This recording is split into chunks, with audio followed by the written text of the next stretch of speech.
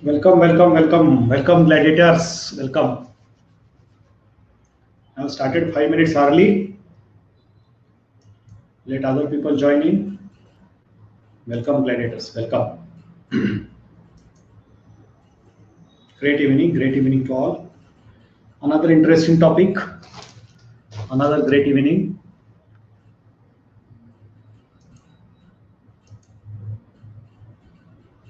Great evening to all. We will start sharp at 7:30. Great. Chandrasekhar, Surbha Sahasrabudhe, Vidya Shimge Madam, Shudhamati Paचपांडे, Pramod More, Sudhakar Narkhede, भरपूर लोक join झालेले आहेत. Great. Steel there is 5 more minutes. 5 मिनिटं आहेत आपल्याकडं. तोपर्यंत काही व्हिडिओ मी तुमच्याबरोबर शेअर करतो. Enjoy that video. एन्जॉय.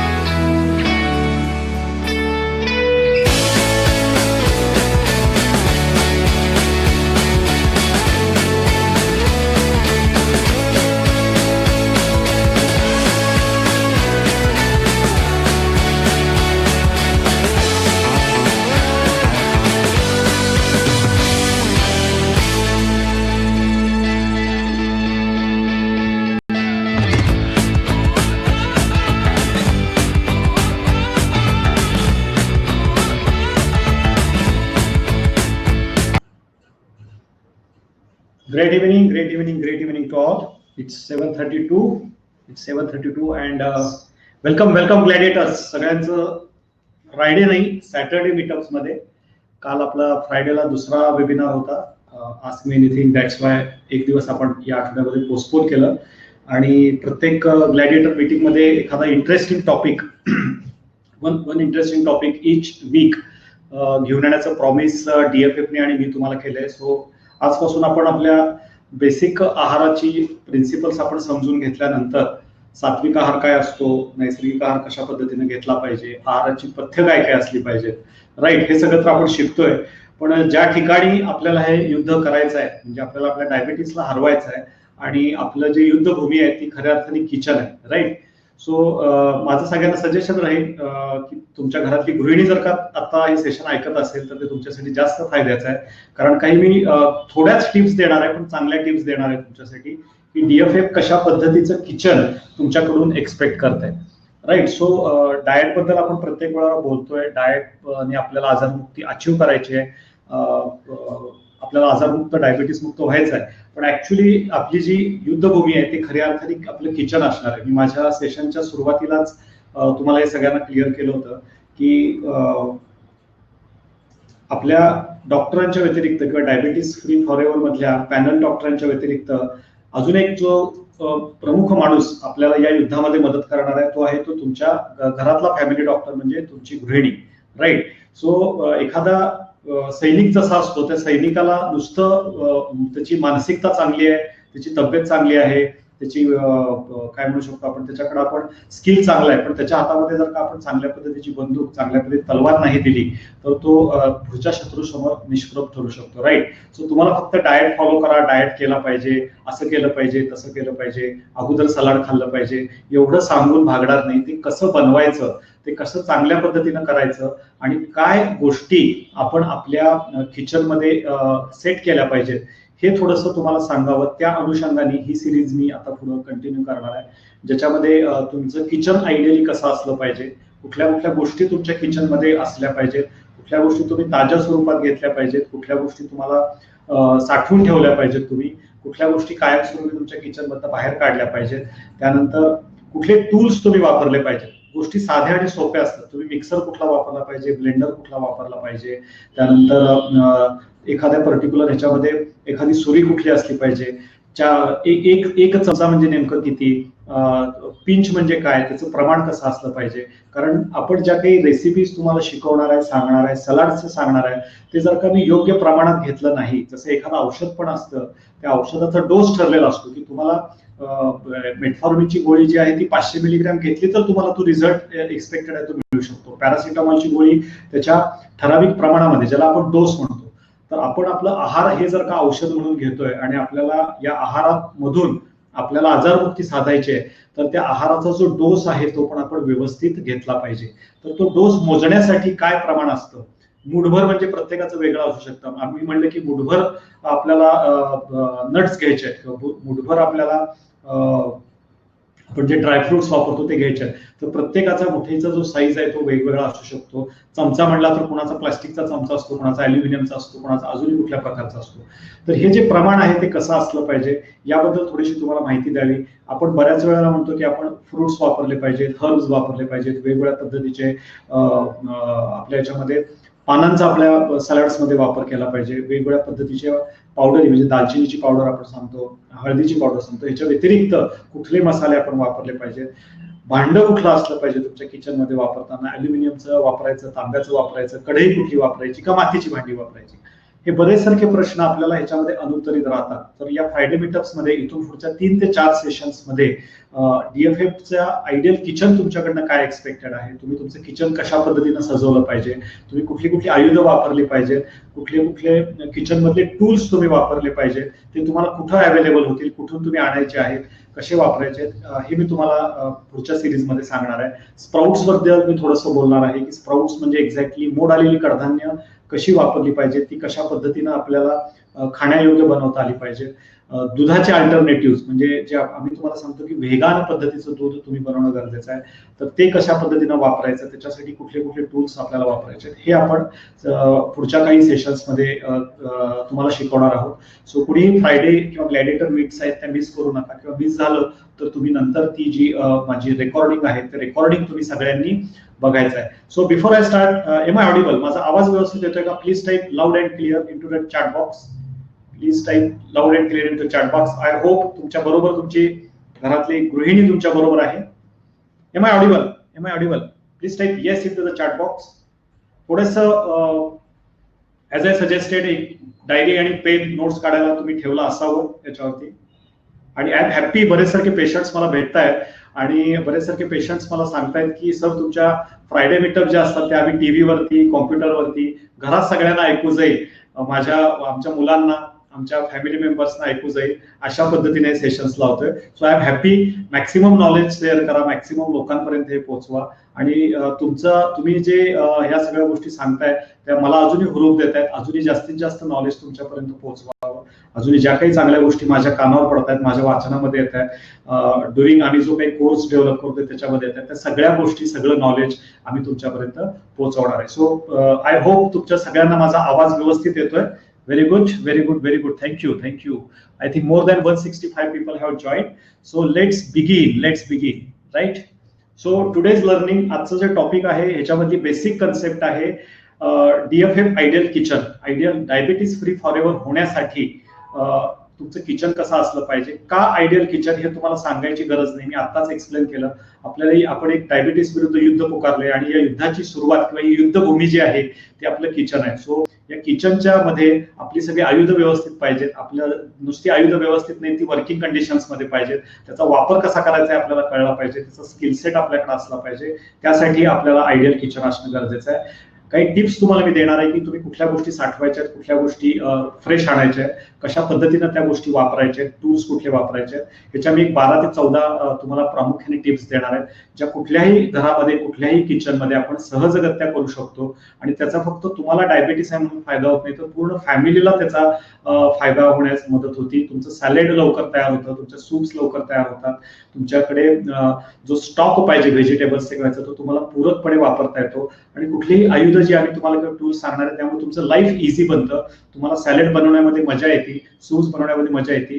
तेच दररोज खाण्यापेक्षा वेगळ्या पद्धतीने जर का आपण एखादी गोष्ट बनवली तर ती टेस्टला पण चांगली लागते, दिसायला पण चांगली दिसते. आणि तुमच्या फॅमिलीकडून, तुमची मुलं असतील, तुमचे घरातले आई वडील असतील, सासू सासरे असतील, तर तेही ती गोष्ट आवडीनं खाऊ शकतात. सो मी ज्या काही गोष्टी सांगतोय या नुसत्या ऐकून सोडून द्यायच्या नाहीत. इथून पुढचे जे काही सेशन्स आहेत हे रिअल वर्क तुमच्यासाठी असणार आहे, ते तुम्ही इम्प्लिमेंट करून बघायचं आहे.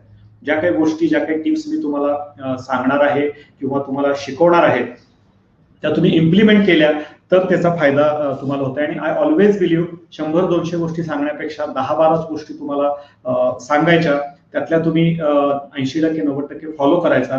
त्याचे रिझल्ट तुम्हाला पॉझिटिव्ह दिसले की मग पुढच्या 10 गोष्टी तुमच्यापर्यंत पोहोचवायच्या.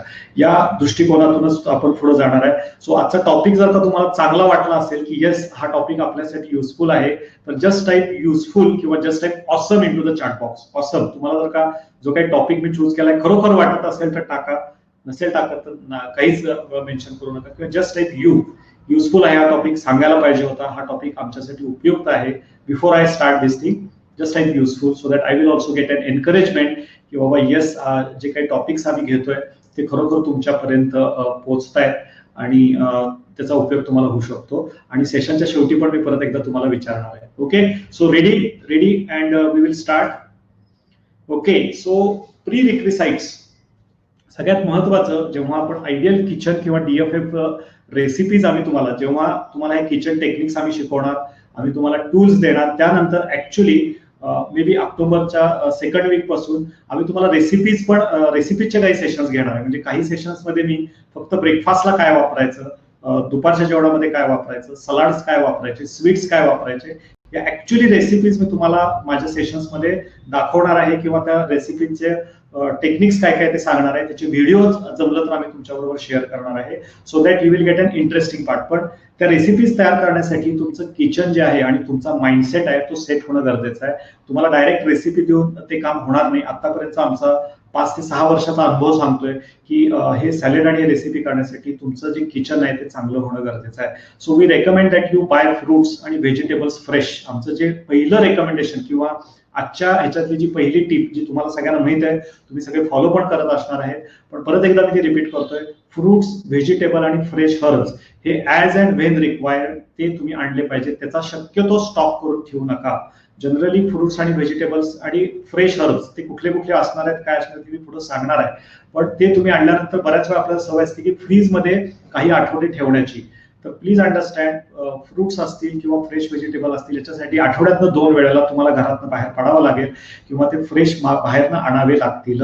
जर का तुमचं आता लॉकडाऊन कुठं असेल, काही बाहेर पडायला अडचण असेल, तर एखादा चांगला वेल्डर ऑनलाईन पण बरेच सारखे आहेत की जे आपल्याला घरपोच डिलिव्हरी करण्यासाठी तयारी दाखवतात. आणि आपल्या बऱ्याच सारख्या सोसायटीच्या मध्ये आठवड्यातून एकदा किंवा 2दा ते व्हेजिटेबल व्हेंडर्स असतात, ते तिथं येतात. आणि तेवढा नक्कीच आपण आपल्या घरातला एक व्यक्ती बाहेर जाऊन फ्रेश व्हेजिटेबल्स आणू शकतो. पण ज्या काही अशा गोष्टी आहेत की जी काही गोष्ट तुम्ही काही दिवस, जसं पावडरी आहेत, ड्राय हर्ब्स आहेत, नट्स आहेत, या तुम्ही महिन्याभराचा स्टॉक जेव्हा तुमचं किराणा स्टोअर तुम्ही किराणा दर महिन्याचा जेव्हा आणता त्यावेळी तुम्ही ते ग्रॉसरी स्टोअर मधून आणू शकता किंवा ऑनलाईन मधून आणू शकता. आता ज्या काही गोष्टी मी सांगणार आहे किंवा शिकवणार आहे त्या सगळ्या गोष्टी तुम्हाला तुमच्या जवळच्या ग्रॉसरी स्टोअर मध्ये 90% गोष्टी मिळतील आणि 10 ते 15% गोष्टी अशा आहेत की ज्या तुम्हाला ऑनलाईन किंवा अमेझॉन वरून किंवा फ्लिपकार्ट वरून मागवून घ्यायच्या आहेत. राईट. सो 2 गोष्टी याच्यामध्ये लक्षात ठेवायच्या. ज्या फ्रेश गोष्टी आहेत त्या आपल्याला आठवड्यात 2 वेळा आणायच्या आहेत, त्याचा जास्त स्टॉक करायचा नाही. जेवढा कमीत कमी तुम्ही फ्रीजचा वापर कराल तेवढं तुमच्या फायद्याचं आहे. 1 किंवा 2 दिवस ठेवणं ओके आहे, पण 3-4 दिवस जर का मी ती गोष्ट फ्रीजमध्ये ठेवत असेल, फ्रेश गोष्ट, तर त्यातला पाण्याचा अंश कमी होतो आणि आपल्याला जी काही पोषण मूल्य एक्सपेक्टेड आहेत ती पोषण मूल्य आपल्याला मिळत नाही. सो खूप सुद्धा कच्ची गोष्ट नको आहे, खूप जास्त फ्रीजरमध्ये ठेवलेली गोष्ट आपल्याला नको आहे, आणि खूप जास्त पिकलेली गोष्ट, अगदी त्याला स्मेल यायला लागलाय किंवा ते खूप पिकलंय, तर ती गोष्ट आपल्याला तेवढी टेस्टी लागत नाही, रादर नॉशिटिंग होऊ शकते. त्यामुळे तशा गोष्टी आपण पहिल्यांदा घ्यायच्या नाहीये. सो हे बेसिक गणित तुमच्या किचनमध्ये तुम्ही लक्षात ठेवणं गरजेचं आहे. सो फ्रेश इन्ग्रेडियंट्स मध्ये कुठल्या कुठल्या गोष्टी येतात? फ्रेश इन्ग्रेडियंट्स मध्ये सगळ्या पद्धतीची फळं येतात, सगळ्या पद्धतीचे व्हेजिटेबल्स येतात आणि काही हर्ब्स, म्हणजे हर्ब्स मध्ये आपण ज्या काही कोथिंबीर आली तुमची, याच्यामध्ये पार्सली आली, किंवा आपल्याकडे काही आपण जे कांद्याच्या पात वगैरे असतं, या सगळ्या गोष्टी, किंवा जे आपण वरून टाकतो कुठल्याही पदार्थांमध्ये ते आपण वरून टाकतो, किंवा आपण जे ग्रीन ज्यूस स्मूदी भरपूर वेळाला सांगतो, तर त्याच्यासाठी लागणारे जे घटक आहेत ते तुम्ही शक्यतो आठवड्यातून एकदा किंवा 2दा आणले. फ्रुट्स वगैरे ते एकदम 3 आणि 4 किलो आणू नका, थोडे थोडे आणा आणि ते फ्रेश खाण्याचा प्रयत्न करा. शक्यतो फ्रीज मध्ये जास्त वेळ ठेवू नका. हे माझं सगळ्यांना म्हणजे सगळ्यांना रिक्वेस्ट राहील आणि सगळ्यांना आव्हान राहील की फ्रेश हर्ब्स आहेत ते फ्रेश ठेवण्यासाठी तुम्ही जो काही तुमचा जो पॉट असतो किंवा ज्या ठिकाणी ती बास्केट असते ती व्यवस्थित फक्त झाकून ठेवा, आणि ती पूर्ण बंद बास्केट नाही पाहिजे, थोडी जाळीची बास्केट पाहिजे ज्याच्यामध्ये तुम्ही ते ठेवू शकता जे काही फ्रेश हर्ब्स आहे ते. आणि टिकण्यासाठी हवाबंद डब्याचा पण थोडाफार तुम्ही वापर करू शकता. एखादा हवाबंद प्लास्टिकचा डबा घ्यायचा, खाली टिश्यू पेपर ठेवायचा, त्याच्यामध्ये तुम्ही थोडेसे व्हेजिटेबल्स ठेवू शकता आणि परत वर एक त्याच्यामध्ये टिश्यू पेपर ठेवला तर ते काही दिवस, 3 किंवा 4 दिवस तुमचे ते व्हेजिटेबल फ्रेश राहू शकतात आणि त्याच्यातले जे इन्ग्रेडियंट्स आहेत ते तुम्हाला चांगल्या पद्धतीनं मिळू शकतात. सो फ्रेश इन्ग्रेडियंट्स आपण सगळेजण इथून पुढं फ्रेश हे करणार आहे आणि ते फ्रेश वापरणार आहे. आता फ्रुट्स मध्ये कुठले कुठले फ्रुट्स वापरू शकतो, कुठले कुठले नाही वापरू शकतात, ह्या डिटेल ह्याच्यामध्ये मी आता येणार नाही. मी जनरलाइज आयडिया तुम्हाला ह्याच्यामध्ये देतोय की फ्रुट्स मध्ये एक गोष्ट तुम्ही सगळ्यांनी लक्षात ठेवायची आहे, always buy seasonal and regional. हे प्रत्येकाने लिहून ठेवा, त्याच्या मनावर बिंबवा, तुमच्या डायरीमध्ये लिहा. ऑलवेज प्रेफर फॉर सीझन आणि रिजन. तुमच्या रिजन मध्ये येणारं फ्रुट्स आणि त्या सीझन मध्ये पिकणारं जे काही फळ असतं ते जास्तीत जास्त चांगलं असतं, ते अफोर्डेबल पण असतं, ते इझिली अवेलेबल असतं, आणि सगळ्यात महत्वाचं त्यावर कुठलंही टिकवण्यासाठी किंवा पिकवण्यासाठी पेस्टिसाइडचा वापर केलेला नसतो, कारण ते इझिली अवेलेबल असतं. सो कुठल्या सीझन मध्ये कुठले फ्रुट्स येतात त्याचं थोडंसं बारकाईने हे करायचं. जसं आंब्याच्या सीझन मध्ये आंबा खाल्ला पाहिजे, तुमच्या सीताफळाच्या सीझन मध्ये सीताफळ खाल्लं पाहिजे, कलिंगडच्या सीझन मध्ये कलिंगड खाल्ला पाहिजे, रिगार्डलेस ऑफ तुम्ही डायबिटिक आहात, बीपी आहात, थायरॉइड आहे, हा नंतरचा भाग आहे. पण सगळ्यात पहिला रूल जो आपण दिवसपासून सांगतोय, फ्रेश घेण्याबरोबर ती तुमच्या रिजन मध्ये आणि त्या सीझन मध्ये पिकणारी असली पाहिजे. Don't buy frozen fruits. बऱ्याच सारख्या मॉल्स मध्ये किंवा बऱ्याच सारख्या मोठ्या मोठ्या याच्यामध्ये फ्रोझन केलेले असतात. तर frozen fruits are as good as pack material सारखं. त्यामुळे त्याच्यातलं जे न्यूट्रिशनची व्हॅल्यू असती ती आपल्या बऱ्यापैकी निघून गेलेली असते आणि ती किती दिवसापूर्वी साठवले ते साठवण्यासाठी काय प्रक्रिया केली आहे, कुठल्या पद्धतीचे इन्ग्रेडियंट्स वापरलेत याची कुठलीही माहिती नसती. फक्त आपल्याला एक सायकोलॉजिकल बेनिफिट मिळतं की मी फ्रुट्स खाल्ले. पण ते जर का खूप जास्त प्रमाणात फ्रोझन केले असते तर त्याची न्यूट्रिशन व्हॅल्यू निघून जाते. फक्त त्यातलं फ्रुक्टोज जे आहे ते शिल्लक राहतं आणि ते फ्रुक्टोज जे आहे ते तुमची शुगर वाढवण्यासाठी किंवा वजन वाढवण्यासाठी कारणीभूत ठरतं. सो लेमन पासून ते तुमच्या पीच बेरीज, चिक्कू, पायनॅपल, ग्रेप्स ही जी सगळी फळं आहेत ही सगळी फळं तुम्ही फ्रेश घेणं अपेक्षित आहे. आणि फळांचा वापर हा शक्यतो कट करून, आता जशी मी फ्रूटची प्लेट दाखवली आहे याच्यावरती व्हरायटी पाहिजे. ते कलर बघूनच तुम्हाला छान वाटेल. आता माझ्या प्रेझेंटेशन मध्ये जी स्लाइड आहे ती बघून डोळ्यांना किती छान वाटते, राईट. सो तुमच्या फ्रुट्स मध्ये पण व्हरायटी असली पाहिजे. तुम्ही बघितलं तर 3 ते 4 वेगळ्या वेगळ्या रंगाची फळं त्या प्लेटमध्ये मी ठेवलेली आहेत, राईट. सो जसं आम्ही याच्यामध्ये फॉर्म्युला सांगतो त्या पद्धतीनं fruits always consume before breakfast. ब्रेकफास्टच्या अगोदर तुम्ही फ्रुट्सचं कन्झम्पशन केलं तर त्याचा खूप चांगला फायदा तुम्हाला होतो. आणि दुपारी वगैरे कधी खायचे असतील तर जेवणानंतर 3 किंवा 4 तासानंतर, शक्यतो डिनर नंतर किंवा लंच नंतर इमिजिएटली फळं खायची नाहीये.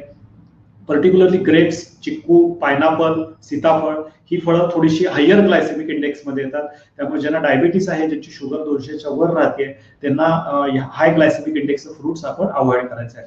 आपल्याला जर का फ्रुट्स खाण्यामध्ये कन्फ्युजन असेल की माझ्यासाठी हे म्हणजे पर्टिक्युलर डायबेटिक पेशंटसाठी की मला हे फ्रुट्स चालणार का नाही चालणार, तर त्याच्यासाठी एक सोपा फॉर्म्युला मी तुम्हाला सांगून ठेवतोय.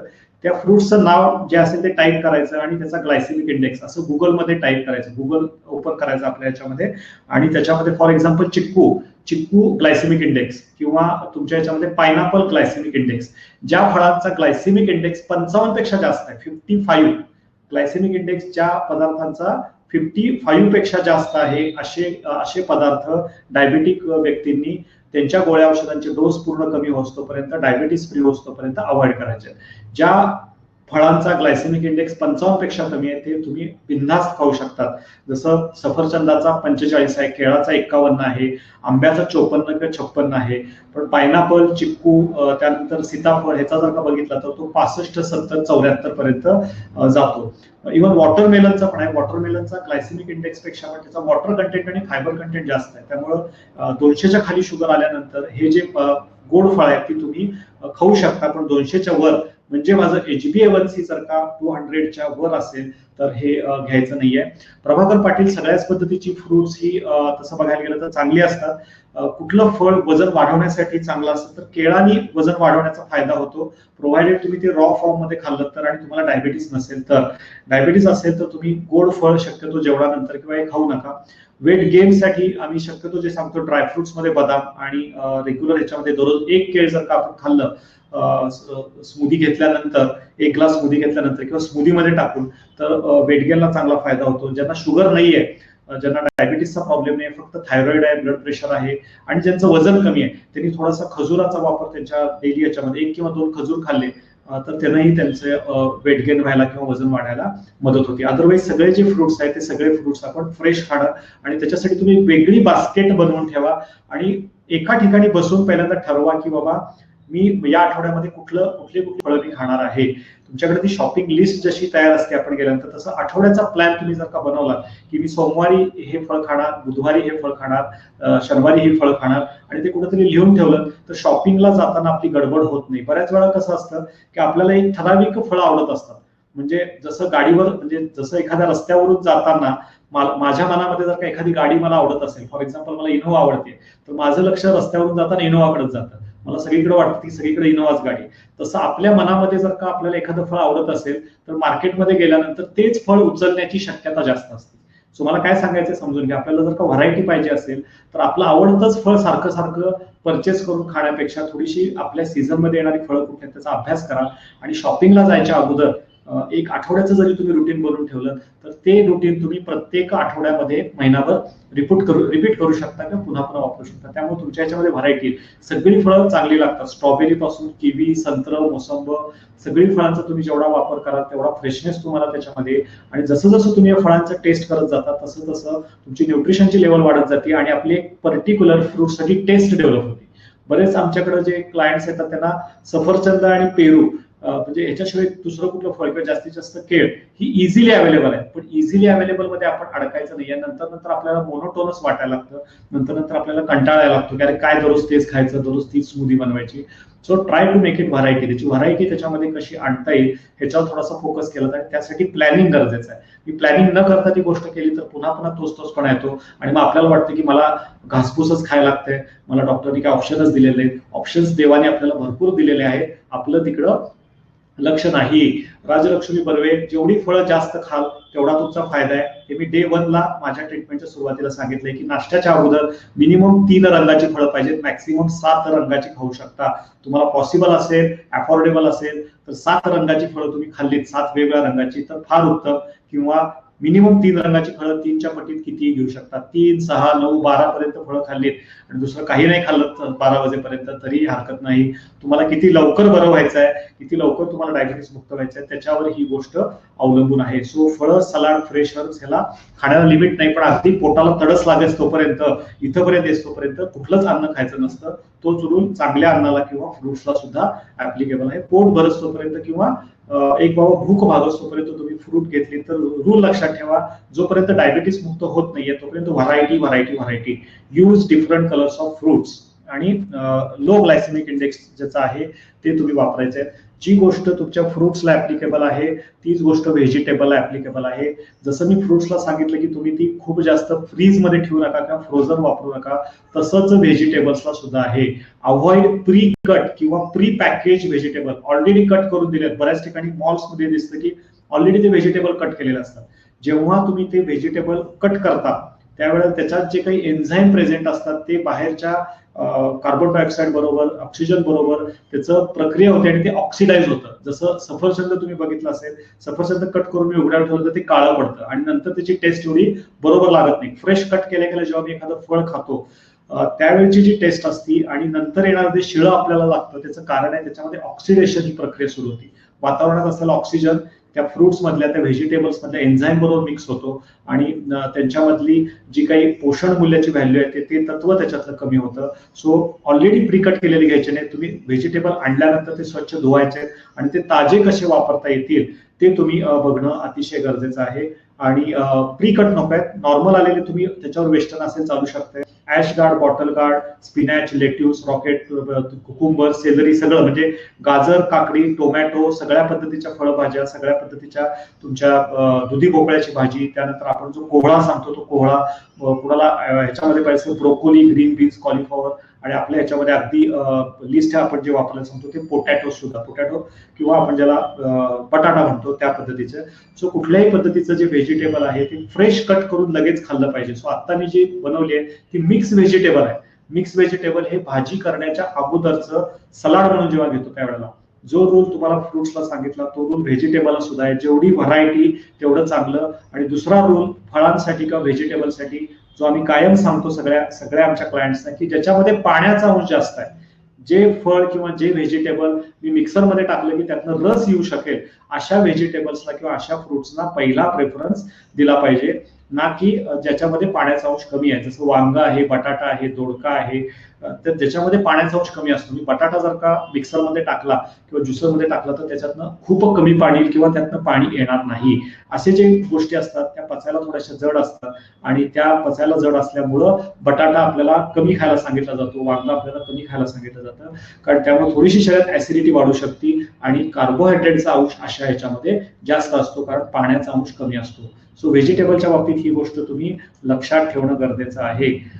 जी गोष्ट व्हेजिटेबलच्या बाबतीत आहे तीच गोष्ट हर्बच्या बाबतीत आहे. अगदी आपण पुदिन्याचे जे पत्ते आपण वापरतो, विड्याचं पान असतं किंवा तुमच्याकडे कोथिंबीर असती जी आपण स्मूदीमध्ये वेगवेगळ्या पद्धतीच्या पालेभाज्या आपण त्याच्यामध्ये वापरतो. तुमचं चाकवत आहे किंवा तुमच्या आपण जे रेग्युलर याच्यामध्ये जी पालेभाज्यांमध्ये पालक वापरतो किंवा इतर कुठल्याही पालेभाज्या असतील तर त्या पालेभाज्या स्वच्छ धुवायच्या आहेत आणि त्या फ्रेश आणून वापरायच्या आहेत. जो रोल तुमच्या व्हेजिटेबल आणि फ्रुट्सला आहे की फ्रोझन पद्धतीचं खूप दिवस साठवलेलं, खूप दिवस फ्रीजमध्ये ठेवलेलं शक्यतो अवॉइड करा. हवाबंद डब्यामध्ये तुमची जी पुदिन्याची पानं आहेत किंवा विड्याची पानं आहेत ती हवाबंद डब्यामध्ये ठेवा, फ्रीजमध्ये शक्यतो नको. आपल्याला वाटतं की फ्रीजमध्ये ठेवलं आपल्याला त्याचा चांगला बेनिफिट होतोय, फ्रीजमधून तुम्हाला समाधान मिळेल की मी तुमच्या स्मूदीमध्ये ते वापरले, पण ते फ्रेश नसतं कारण ते all these are the tender herbs. अगदी कांद्याच्या पात, बऱ्याच जणांच्या ह्याच्यामध्ये कांद्याची पात वगैरे बरेच दिवस ते ह्याच्यामध्ये फ्रीजमध्ये किंवा ह्याच्यामध्ये पडलेली असती.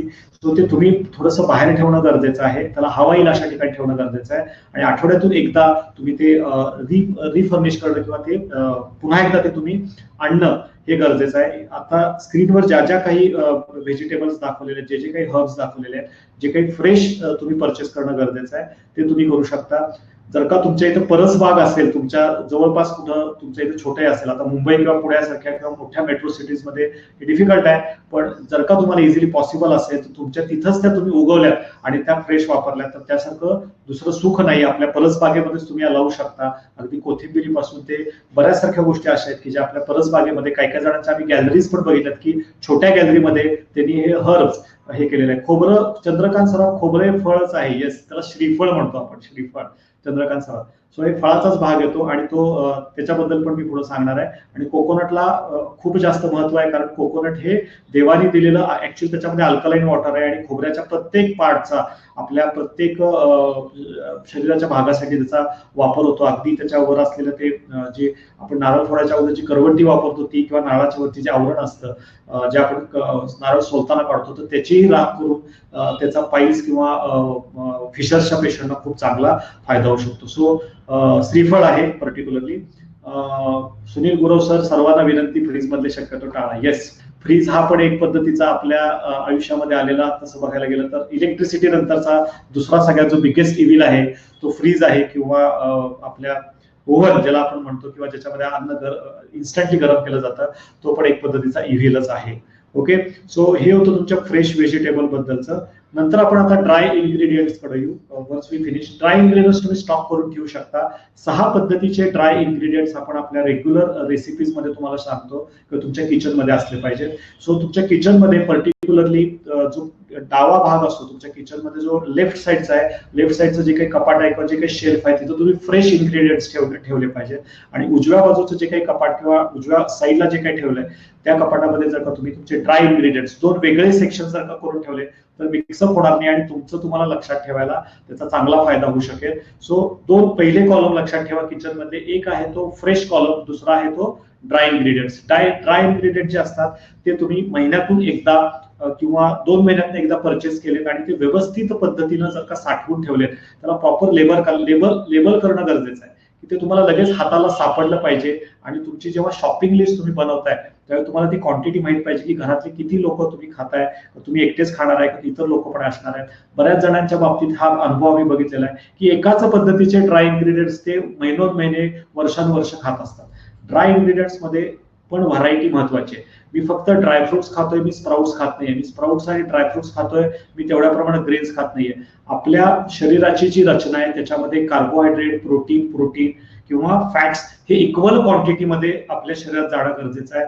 आणि देवानी देताना प्रत्येक घटकामध्ये हे व्यवस्थित प्रमाणात दिलेलं आहे. आपण त्याच्यावर काहीतरी उद्योग करतो, आपण त्याच्यामध्ये काही ना काहीतरी प्रक्रिया करतो आणि मी ह्याच्यातनं प्रोटीन काढतो, त्याच्यातनं कार्बोहायड्रेट काढतो, त्याच्यातनं फॅट काढतो आणि ते मी घ्यायचा प्रयत्न करतो. ही गोष्ट अतिशय चुकीची आहे, लक्षात घ्या. देवाने आपल्याला कोकोनट दिला, देवाने आपल्याला नारळ दिला, आपण त्याचं कोकोनट ऑइल बनवलं. देवाने आपल्याला टोमॅटो दिला, आपण त्याचं टोमॅटो सॉस बनवलं. देवाने आपल्याला संत्र मोसंबी दिला, आपण त्याचा ट्रॉपिकाना ज्यूस बनवला. मी जे उद्योग म्हणतोय, सो बरे आपल्याला देवाने डायरेक्ट खोबरं खायला दिलेलं आहे, आपण त्याच्यापासून जे इतर पदार्थ येतात ते. देवाने आपल्याला खजूर दिला, आपण त्याची साखर बनवली. देवाने आपल्याला ऊस दिला, आपण त्याची साखर बनवली. सो हे जे उद्योग केलेले आहेत मनुष्य प्राण्यांनी पर्टिक्युलरली, त्या उद्योग केल्यामुळं आपल्याला ही नसती उठाठेव आता करायला लागते आणि हे सगळ्या आजारांचा सामना करायला लागतो. सो नट्स, सीड्स, स्प्राउट्स म्हणजे नट्स आणि सीड्स मध्ये सगळ्या पद्धतीच्या बिया आल्या आणि नट्स मध्ये तुमचे सगळ्या पद्धतीचे ड्राय फ्रुट्स आले. मग त्याच्यामध्ये कुठले कुठले इन्ग्रेडियंट्स येतात ते मी पुढच्या सबसिक्वेंट स्लाइड मध्ये सांगणार आहे. स्प्राउट्स मध्ये सगळ्या पद्धतीची मोड आलेली कडधान्य ही सगळी तुमच्या ड्राय इन्ग्रेडियंट्स मध्ये येतात. ग्रेन्स म्हणजे धान्य, लिग्युम्स म्हणजे सगळ्या पद्धतीच्या डाळी, स्पायसेस आणि कॉन्डिमेंट्स जे काय आपण दालचिनी पासून ते काळी मिरी, इतर काही लाल मिरची, लसणाच्या गोष्टी असतात, लसणाची पावडर असते, या बऱ्याच सारख्या ज्या गोष्टी येतात त्या स्पायसेस मध्ये येतात. त्याला आपण मसाले असं सिंपल भाषेमध्ये म्हणू शकतो. ड्राय हर्ब्स जे आपण वापरतो रेग्युलर मसाले बनवण्यासाठी किंवा भाजी बनवण्यासाठी आपले, तर ते ड्राय हर्ब्स मध्ये येतात. आणि स्वीटनर्स, कुठल्या गोड अशा गोष्टी आहेत की त्या गोड गोष्टी आपण आपल्या रेग्युलर ह्याच्यामध्ये वापरू शकतोय, हे सगळं ड्राय इन्ग्रेडियंट्स मध्ये आपण बघणार आहोत. So let's move to the first dry ingredients, that is nuts and seeds. सगळ्या पद्धतीचे नट्स आणि सीड्स हे डायबिटिक, बीपी, थायरॉइडच्या पेशंट्सनी घेतले पाहिजे. फक्त एक गोष्ट लक्षात ठेवायची की कुठल्याही पद्धतीचं नट्स जे असतात किंवा ड्रायफ्रुट्स असतात तर ते तुम्ही भिजवून ठेवलेत तर त्याचा तुम्हाला चांगला फायदा होऊ शकतो. आणि तुम्ही जे नट्स आहेत हे जसं बाकीच्या ठिकाणी मी जसं सांगितलं फ्रोझन किंवा ह्याच्यामध्ये ठेवू शकत नाही, तसं प्लॅस्टिक मध्ये रॅप करून हे तुम्ही रेग्युलर फ्रीझरमध्ये किंवा फ्रीजमध्ये ठेवलं तरी हरकत नाही, किंवा एखाद्या बरणीमध्ये बॉटलमध्ये बंद करून तुमच्या कपाटामध्ये ठेवले तरीही हरकत नाही. पर्टिक्युलरली समर किंवा उन्हाळ्याचे जे दिवस असतात त्यावेळेला त्याला एअर पकडू नये किंवा ते खराब होणे याच्यासाठी तुम्ही फ्रीजमध्ये ठेवू शकता. पण अदरवाईज बाकीचे जे सीझन्स आहेत त्याच्यामध्ये तुम्ही बरणीमध्ये ठेवले तरी चालतंय. पण प्रत्येक वेळेला शक्यतो ते खाण्याच्या अगोदर कुठल्याही पद्धतीचे जे नट्स किंवा सीड्स असतात, ड्रायफ्रुट्स असतात किंवा पोमेग्रेनेटी म्हणजे सूर्यफुलाच्या बिया खूप चांगल्या लागतात, लाल भोपळ्याच्या बिया असतात त्या खूप चांगल्या लागतात, तर या तुम्ही रात्रभर पाण्यात भिजवून ठेवा. त्या मऊ होऊ देत. त्या मऊ झाले की त्याच्यातली विकर, त्याच्यातले एन्झाईम्स खूप चांगल्या पद्धतीने ओपन होतात. कारण सीड जेव्हा आपण म्हणतो तर सीडला म्हणजे त्याच्यामध्ये अंकुर असतो एक पद्धतीचा, विकर म्हणजे अंकुर, आणि त्या अंकुराला बळ जेव्हा मिळतं जेव्हा त्याच्यामध्ये आपण पाणी टाकतो. मी नुसतं जमिनीमध्ये बी पुरलं एवढं सफिशियंट नसतं, त्याच्यावर पाऊस पडायला लागतो, त्याच्यामध्ये थोडंसं पाणी जायला लागतं आणि मग नवीन आयुष्याची त्याच्यातनं निर्मिती होते. राईट. सो दॅट्स वाय त्याला त्याच्यातली ऊर्जा शक्ती अजूनही चांगली मिळावी, त्याच्यातली क्रयशक्ती जागृत व्हावी, ह्याच्यासाठी ते आपण भिजवून ठेवायला सांगतो. जेवढं पॉसिबल आहे सगळ्या पद्धतीचे. बऱ्याच जणांचा प्रश्न येतो की मग आम्ही अक्रोड भिजवायचे का, आम्ही काजू भिजवायचे का, तर कुठल्याही पद्धतीचं नट हे पाण्यामध्ये भिजवलं तरीही चालतं. आणि त्याच्यामध्ये अगदी काळे मनुके आहेत किंवा ड्राय खजूर आहेत ते सुद्धा तुम्ही पाण्यात ठेवले तरी त्याचं नुकसान होत नाही. कॉमनली जे लोक वापरताना दिसतात किंवा जे इझिली अवेलेबल आहे ते बदाम. बऱ्याच जणांचा प्रश्न असतो मग ते आम्ही अमेरिकन बदाम खाल्ले पाहिजेत का, ते आम्ही दुबईवरून आणलेले आहेत. तसा कुठलाही प्रकार नाही. बदाम हे बदाम असतात आणि ऍज आय सजेस्टेड तुमच्या रिजन मध्ये येणारं तुम्ही खाल्लं पाहिजे. इजिप्त मधनं आणलेले, दुबईतून आणलेले किंवा अमेरिकेतून आणलेले बदाम तिथल्या क्राऊडसाठी चांगले आहेत. तुम्ही इथं आणल्यानंतर ते भिजवून खाल्ले आणि त्याच्यामुळे पोट बिघडलं तर त्याला तुम्ही जबाबदार असता. सो कुठल्याही पद्धतीचे सीड्स किंवा कुठल्या पद्धतीचं जे नट्स आहे ते आपल्या शरीरामध्ये पर्टिक्युलरली मिनरल्स वाढवण्यासाठी खूपच चांगल्या पद्धतीनं काम करतं. कॅल्शियम, मॅग्नेशियम, आयर्न, लोह, मँगनीज हे जे सगळी मिनरल्स आहेत ही आपल्या शरीरामध्ये इन्शुलिन सेन्सिटिव्हिटी वाढवण्यासाठी खूप उपयोगाचे असतात. शेंगदाणे पण नट्स मध्ये येतात. शेंगदाणे भिजवूनच खाल्ले पाहिजेत. ऍज आय सजेस्टेड जेवढं पॉसिबल आहे तेवढं नट्स आणि सीड्स हे करा. रादर शेंगदाणे भिजवण्यापेक्षा तुम्ही थोडेसे ते गरम करून खाल्लेत तर ते अजूनही पचायला चांगलं त्याचा फायदा होऊ शकतो. याच्यातला आवाज ऐकू येत नाही, कॉमन कंप्लेंट. आवाज ऐकू येतोय का माझा? आवाज येतोय का? श्याम कुलकर्णी परत रिकनेक्ट करा. Please type loud and clear. दोघा ठिकाणी लाऊड अँड क्लिअर टाका आणि माझ्याकडे कव्हरेज व्यवस्थित आहे. ज्यांना आवाज ऐकू येत नाही त्यांनी रिकनेक्ट करा. Please reconnect. Am I audible? आवाज येतोय माझा? Okay, great. Thank you. So nuts and seeds बद्दल हे गणित लक्षात ठेवा. हे तुम्ही 1 महिन्याचा स्टॉक करून ठेवलात आणि ह्याच्यामध्ये सुद्धा व्हरायटी. ऑलवेज रिमेंबर, एकच पद्धतीचं नट्स, एकच पद्धतीचं फ्रूट, एकच पद्धतीचं व्हेजिटेबल तुमच्या कोर्समध्ये खाऊ नका. तुम्ही कंटाळून जाल आणि आपल्याला एक पद्धतीचा मोनोटोनसपणा यायला लागतो आणि करायला आपल्याला ते इनिशियली इझी वाटतं पण नंतर तो बोरिंग स्टफ होतो. त्यामुळे ऑलवेज यूज व्हरायटी तुम्ही यूज केली पाहिजे. आणि जेव्हा कधी तुम्ही दुसऱ्याच्या घरी जाता आता कोरोनामुळे बहुतेक आपल्या आपल्या घरी आहेत, पण जेव्हा कधी तुम्ही एखाद्या फॅमिलीला व्हिजिट करता त्यावेळेला एक पद्धत आहे की त्या घरात गेल्यानंतर आपण त्या घरात काहीतरी दिलं पाहिजे, राईट. सो गिफ्ट म्हणून मुलांसाठी असेल किंवा ह्याच्यासाठी, तर ती चांगली पद्धत सुरू करा. बरेचसारखे ड्रायफ्रुट्सचे मिक्स बॉक्सेस मिळतात, राईट. सो एखाद्या घरी जर का गेलं तर फळं घेऊन जायची सवय करा, फ्रुट्स घेऊन जायची सवय करा, आपले नट्स घेऊन जायची सवय करा, रादर दॅन बिस्किट, चिवडा, चॉकलेट, कॅडबरी. आपण बऱ्याचसारखे ऍडव्हर्टायझिंग मध्ये बोलतो की खाने बाज कुछ कुछ मिठा हो जाए, राईट, किंवा हे दिलं पाहिजे. मग ते आपण इमोशनल ऍड बघतो आणि आपण गेल्यानंतर पण तशाच पद्धतीनं सवय लावतो. सो तुम्ही जर का चांगल्या सवयी इतरांना लावल्या तर तुमच्या घरी येताना लोक पण कॉन्शियस राहतील. सो ही सवय जी आहे ती आपण सुरू करणं गरजेचं आहे. आपल्या जुन्या काळी हे दिलं जायचं, आपण फक्त आजारी पडल्यावरती पेशंट्सना फ्रुट्स घेऊन जातो. तर आजारी पडू नये ह्याच्यासाठी पण तुम्ही ड्रायफ्रुट्स, नट्स आणि हे सीड्स दिलं तर त्यासारखी चांगली गोष्ट नाही. आणि ती लोकांनी गिफ्ट दिले म्हटल्यानंतर जनरली लोक ती टाकून देत नाही. कुणीतरी प्रेमाने ते दिलेलं असतं, कुणीतरी गिफ्ट म्हणून ते दिलेलं असतं. त्या व्यक्तीचा रिस्पेक्ट ठेवण्यासाठी तरी का होईना ती त्या फॅमिलीमध्ये ती गोष्ट खाल्ली जाती आणि त्याचा चांगला फायदा लोकांना होऊ शकतो. तिघं चौघ जणच टाकतायत. नंदू शिंदे आवाज येत नाही म्हणतायत. नंदू शिंदे आवाज येत नाही. आवाज व्यवस्थित आहे, आवाज व्यवस्थित आहे. नंदू शिंदे आणि अजूनही कोणी तर टाईप केलेलं आहे त्यांनी प्लीज रिकनेक्ट करा, please reconnect, please reconnect. Nitin sir किंवा स्टाफ पैकी माझ्या कोण असेल तर त्यांना थोडस पर्सनली गाईड करा. आणि तरीही प्रॉब्लेम असेल तर you can see my recording. Okay. So ही गोष्ट प्रत्येकाने लक्षात ठेवायची आहे.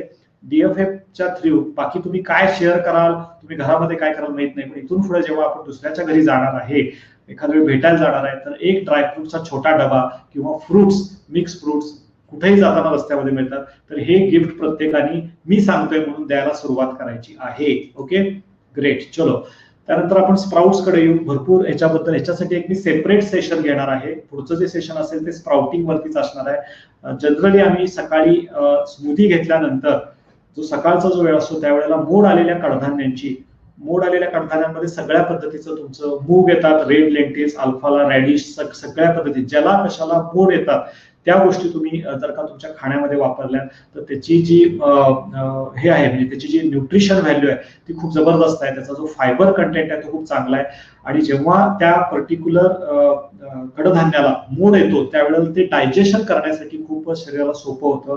म्हणून आपण ते भिजवून खायला सांगतो किंवा बॉईल करून खायला सांगतो. काही जणांना तशीच खायची सवय असते, खाल्लं तरी हरकत नाही, पण ते 32 वेळेला चावून खाल्लं पाहिजे. ते थोडंसं टेस्टी बनवलं पाहिजे. त्याच्यामध्ये कांदा, लिंबू, इतर घटक टाकले पाहिजेत. नुसतंच खाऊ नका, त्याला एक वेगळी टेस्ट असते. आय डोंट से की तुम्हाला पहिल्यांदा, पण आपल्याला ती सवय नसते तशा पद्धतीने खाण्याची. आपल्या डायजेस्टिव्ह सिस्टीमला सवय नसती. तुम्ही जोपर्यंत फास्टिंग प्रोटोकॉल पर्यंत येत नाहीये, जोपर्यंत तुमचं डिटॉक्स कम्प्लीट होत नाहीये, तोपर्यंत डायरेक्टली खाऊ नका. अदरवाईज ते अतिशय खूप म्हणजे टेस्टी लागतात. जर का तुम्ही तसेच जर का मोड आलेली कडधान्य रात्र भिजवली, त्याचं पाणी वेगळं काढलं आणि थोडंसं त्यात सैंधव मीठ आणि चाट मसाला टाकलं तर वेगळं काहीही लागत नाही. इनफॅक्ट जेवढं तुम्ही ते जास्त चावून खाता तेवढं तुम्हाला ते गोड आणि मधुर लागायला सुरुवात होती आणि त्या स्प्राउटची एक वेगळीच टेस्ट असते. पण तो अनुभव घेण्यासाठी ते तुम्ही पहिल्यांदा रेग्युलर आणलं पाहिजे, ते पाण्यामध्ये भिजवलं पाहिजे आणि ते तुम्ही खाल्लं पाहिजे.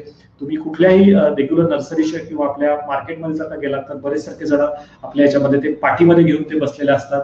बऱ्याच ठिकाणी किराणा स्टोअर मध्ये मिळतं. ऑनलाईन पण आजकाल काही ड्राय स्प्राउट्स मिळायला सुरुवात झाली. ते आणून तुम्ही पाण्यामध्ये भिजवून तुम्ही ते वापरू शकता. आणि हे पण जे स्प्राउट्स आहेत ते मिक्स वापरले तर त्याचा तुम्हाला चांगला फायदा होऊ शकतो. पुढे आपण जाऊया. ग्रेन्स आणि तुमचं ऍज आय सजेस्टेड धान्य हे आपण कमीत कमी सगळ्या आपल्या डायबिटीज फ्री फॉरएव्हर किंवा ओव्हरऑल डीएफएफच्या प्रोटोकॉलमध्ये धान्य हे कमीत कमी आणि नॉन रिफाईंड वापरायला सांगतो, की ज्याच्यामध्ये गव्हाच्यासाठी आपण होल व्हीट फ्लॉवर म्हणजे काय खपली गहू किंवा अख्खा गहू तो आपण आपल्या खाण्यामध्ये वापरायला सांगतो. ब्राऊन राईस शक्यतो वापरायला सांगतो. किंवा मिलेट्स नावाचा जो प्रकार आलाय त्या मिलेट्स पासून बनवलेले वेगवेगळे पदार्थ आहेत ते तुम्ही घेऊ शकता. सगळ्या पद्धतीच्या डाळी या तुम्ही जर का ऑर्गॅनिक पद्धतीने बनवलेल्या, कारण डाळी पण काय काय ज्या असतात त्या पॉलिश केलेल्या असतात. सो शक्यतो जवळचं कुठलं ऑर्गॅनिक स्टोअर तुम्हाला मिळालं, ऑर्गॅनिका इंडिया आहे, गो ऑर्गॅनिका आहे, भरपूर आजकाल अमेझॉन मध्ये तुम्हाला हे मिळतात. त्याच्यावरती जो FSSAI चा मार्क आहे तो बघा, ग्रीन मार्क त्याच्यावर केलाय का बघा. आणि डाळी असतील किंवा तुमच्याकडे जे रेग्युलर धान्य येतं ते जर का ऑर्गॅनिकली तुम्हाला ग्रोन केलेलं वापरता आलं तर त्याच्यासाठी चांगली गोष्ट नाही. ते पचायला पण हलका असतं, त्याच्यावरचा ग्लायसेमिक इंडेक्स पण लो असतो आणि तुम्ही ते नॅचरल पद्धतीने वापरणं गरजेचं आहे. हे तुम्ही 1 किंवा 2 महिन्याचं आणलं तरीही हरकत नाही. खपली गहू किंवा ब्राऊन राईस हा खूप जास्त 6 महिन्याचा आणि 1 वर्षाचा स्वस्त मिळतोय किंवा शेतकऱ्याकडून आणले म्हणून घ्यायचा प्रयत्न करू नका. त्याच्यामध्ये तो लाल किडा होण्याची शक्यता पावसाळ्यामध्ये पर्टिक्युलरली पावसाळी सीझन मध्ये व्हायची शक्यता जास्त असते. आपले जे बाकीचे पॉलिश केलेले धान्य असतं ते टिकतं कारण त्याच्यावरचं आवरण काढलेलं असतं, त्याच्यातलं फायबर कंटेंट काढलेलं असतं, त्यामुळे ते 6 महिने 8 महिने 10 महिने टिकतं. पण आम्ही जे तुम्हाला ऑर्गॅनिक किंवा हे सांगतो हे 3 महिन्यापेक्षा जास्त जनरली टिकत नाही. त्यामुळे शक्यतो तुम्ही 30 डेज किंवा 60 डेजचा स्टॉक ग्रेन्स किंवा लिग्युम्ससाठी म्हणजे कडधान्य हे डाळ सदृश्य पदार्थ आणि धान्य सदृश्य जे पदार्थ आहेत ते तुम्ही हे केलेलं करू शकताय. येस भारती मॅडम ओके यांनी काय टाकलेलं आहे. किओना एक सीड पण आहे आणि किओना मिलेटच्या एक पद्धती धान्य पदार्थ पण येतो सर, धान्य पदार्थ पण येतो, तर त्याच्यामधून तुम्ही हे वापरू शकता. पर्टिक्युलर मिलेट्स मध्ये येतो किओना जो आहे ते सीड्स पण आहे आणि किओना एक मिलेटचा पण प्रकार आहे मिलेट, तर त्याच्यासाठी तुम्ही मिलेटमध्ये ते वापरू शकता म्हणून मी त्यात टाकलेलं आहे. याच्यातला किओना मिलेटचा प्रकार आहे, दोघा तिघांनी विचारलंय. मिलेट म्हणून तुम्ही टाईप करा. आजकाल मिलेट्स भरपूर ठिकाणी मिळायला सुरुवात झाली आहे, तर ज्यांना म्हणजे चपातीच खायची सवय तर त्यांनी आणि भाकरी जमत नाही त्यांनी भाकरी आणि चपातीच्या मधला जो ऑप्शन येतो मिलेट्स, तर तो ऑप्शन तुम्ही तुमच्या याच्यामध्ये वापरू शकता. त्या मिलेटचं पीठ काढून आपण त्याची चपाती पण आपल्या रेग्युलर याच्या पद्धतीनं बनवू शकतो. याच्यावरती ऍज आय सजेस्टेड याचं वेगळं सेशन स्प्राउट्स ग्रेन्स आणि लिग्युम्सचं वेगळं सेशन मी घेणार आहे. कशा पद्धतीनं ते परचेस करायचे, कशा पद्धतीनं ते वापरायचे आणि त्याचं कशा पद्धतीने हे करायचं. स्पायसेस आणि कॉन्डिमेंट्स आपण सगळ्या ह्याच्यामध्ये वापरतोय. मग त्याच्यामध्ये रॉक सॉल्ट आहे, सैंधव नमक आहे, ग्रीन चिली आपल्याकडे रेग्युलर वापरत असलेलं काळी मिरी असेल, ज्या काही गोष्टी फोडणी देण्यासाठी किंवा ज्या काही गोष्टी तुम्हाला स्मूदी करण्यासाठी लागतात त्या सगळ्या गोष्टी तुमच्या स्पायसेस आणि कॉन्डिमेंट्स मध्ये येत आहेत.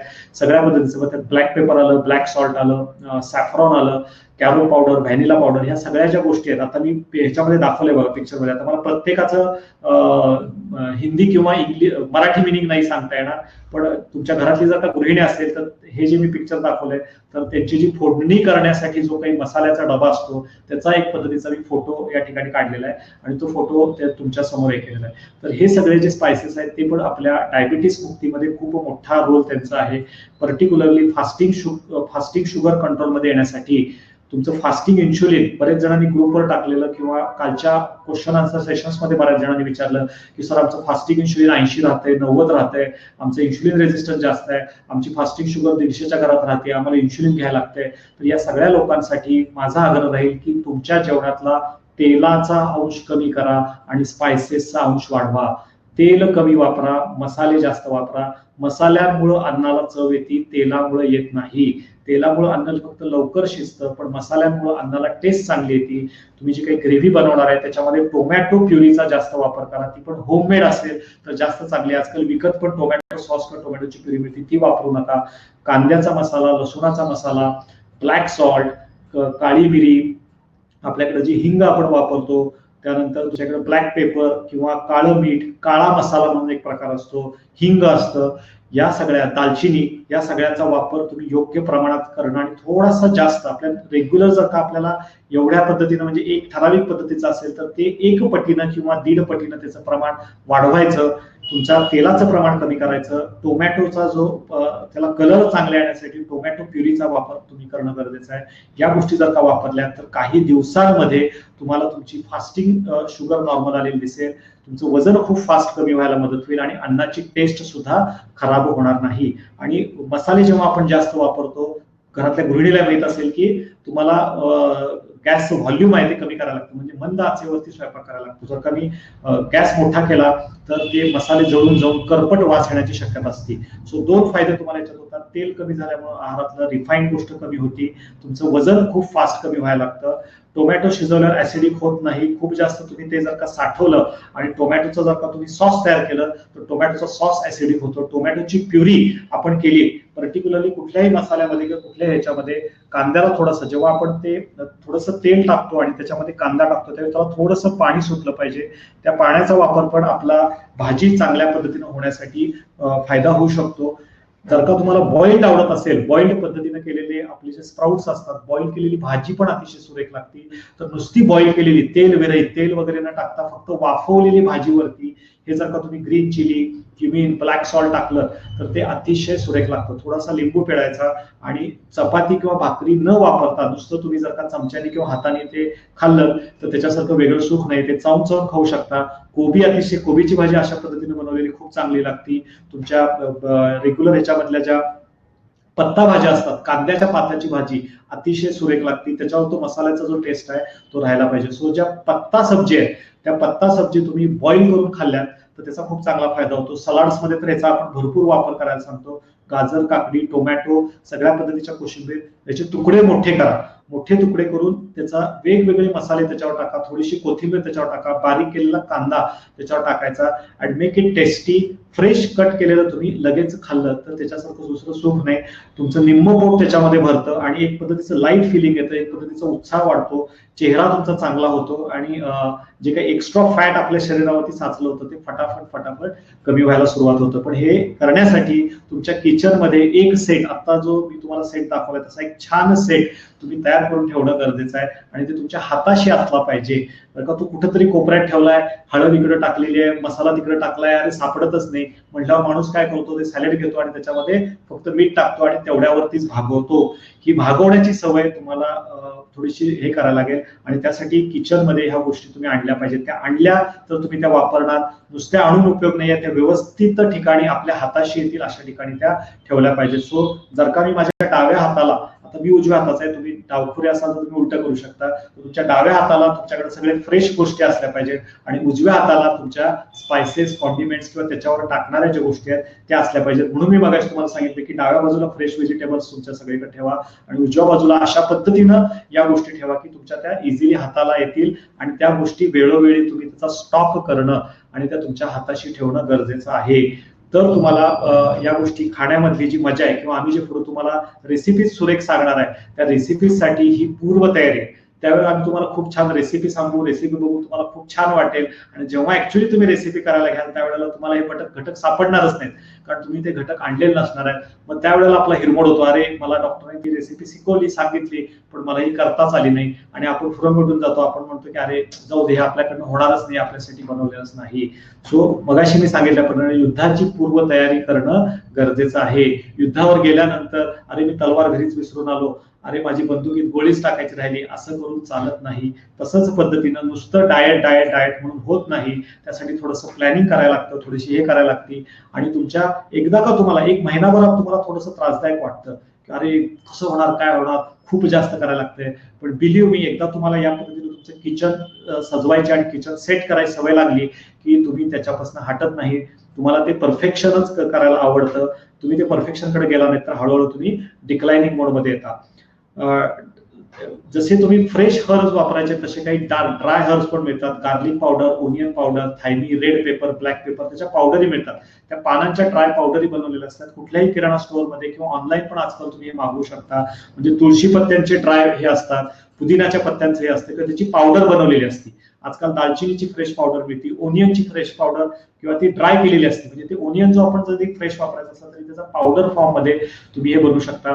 रेड पेपर प्रत्येकाला माहित असेल, बऱ्याच जणांनी जे आपण ह्याच्यामध्ये म्हणजे मिरचीचे बारीक हे केलेले असतात त्यानं पण टेस्ट चांगली लागते. ब्लॅक पेपर किंवा ज्याला सॉल्टचं म्हणतो आपण, काळं नमक हे म्हणतो, तर ते पण तुम्ही तुमच्या ह्याच्यामध्ये वापरू शकता. बऱ्याच सारख्या ऑर्गॅनिक स्टोअर्स मध्ये, बऱ्याच सारख्या अमेझॉन वरती हे सगळे पदार्थ अवेलेबल असतात. ड्राय हर्बचा वापर तुम्ही रेग्युलर जे शिजवायचे पदार्थ आहेत त्यात करू शकता, बॉईल करायचे सॅलड त्यात करू शकता. स्मूदी मध्ये सुद्धा ड्राय हर्ब चांगले लागतात. तुम्हाला आवडत असतील तर तुम्ही घेऊ शकता. पर्टिक्युलरली ज्यांचं कोलेस्ट्रॉल जास्त राहतंय, ज्यांचं वजन जास्त आहे, ज्यांचं ट्रायग्लिसराईड जास्त राहतंय, त्यांनी ड्राय हर्बचा मुबलक वापर त्यांच्या रेग्युलर किचन मध्ये करणं अतिशय गरजेचं आहे. याच्यातलं आता सगळ्यात आवडत्या पार्टकडे, स्वीट्स खायचं का नाही हा बऱ्याच लोकांचा प्रश्न असेल तर त्याचं उत्तर येस आहे. तुम्ही स्वीटनर्स वापरू शकता. आता मी अगदी थोडे तुम्हाला गोष्टी सांगणार आहे आणि आपला सगळ्यात शेवटचा जो पार्ट रेसिपी मधला असणार आहे तो स्वीटनर्सचा असणार आहे. कारण आपण डायबिटीस फ्री वरती काम करतोय. सो आपला एक फार मोठा गैरसमज असतो की डायबिटीस आणि गोड हे खायचं नाही. तर जवळपास आम्ही तुम्हाला 20 ते 25 डायबिटिक फ्रेंडली स्वीट रेसिपी देणार आहे आणि त्या अतिशय सुरेख लागतात. त्याच्यामध्ये केक पासून ते अगदी तुमच्या आईस्क्रीम पर्यंत आणि तुमच्या रेग्युलर व्हेगान पद्धतीने बनवलेल्या श्रीखंड बासुंदीपासून ते डेट्स पासून बनवलेल्या मोदकांपर्यंत किंवा खपली गहू आणि ह्याची बदामाची बनवलेली छान खीर किंवा एक विशिष्ट पद्धतीची कुल्फी, या सगळ्या गोष्टी पण तुम्हाला आम्ही स्वीटनर्स मध्ये देणार आहे. त्याचं एक छोटं बुकलेट पण आम्ही तयार करतोय आणि ते लवकरच आम्ही तुमच्यापर्यंत पोहोचवण्याचा प्रयत्न करणार आहे. सो पर्टिक्युलरली जरी आपण रेग्युलर ह्याच्यामध्ये शुगर्स वापरायची नसली तरी तुमची शुगर जर का साखर व्यवस्थित नॉर्मल असेल तर डेट्सचा तुम्ही मुबलक, डेट्स म्हणजे काय, खजूर, ओला खजूर आणि ओला खजुरापासून बनवलेले पदार्थ, केमिकल फ्री जॅगरी, रेझिन्स किंवा स्टिविया. रेझिन्स आपल्याकडे जास्त मिळत नाही. रेझिन्स हे स्टिविया सदृश एक स्वीटनर असतं, त्याला गोड गोड तुळशी आपण म्हणू शकतो. तर स्टिविया आजकाल भरपूर ठिकाणी मिळतं. बऱ्याच जणांनी ऑनलाईन आमच्या बॅचमध्ये आम्ही बघितलं तर बऱ्याच जणांनी ग्रुपवर टाकलेलं आहे. अमेझॉनवरती आजकाल अवेलेबल आहे. ग्रीन शुगर म्हणून मार्केट्समध्ये पण मिळतं.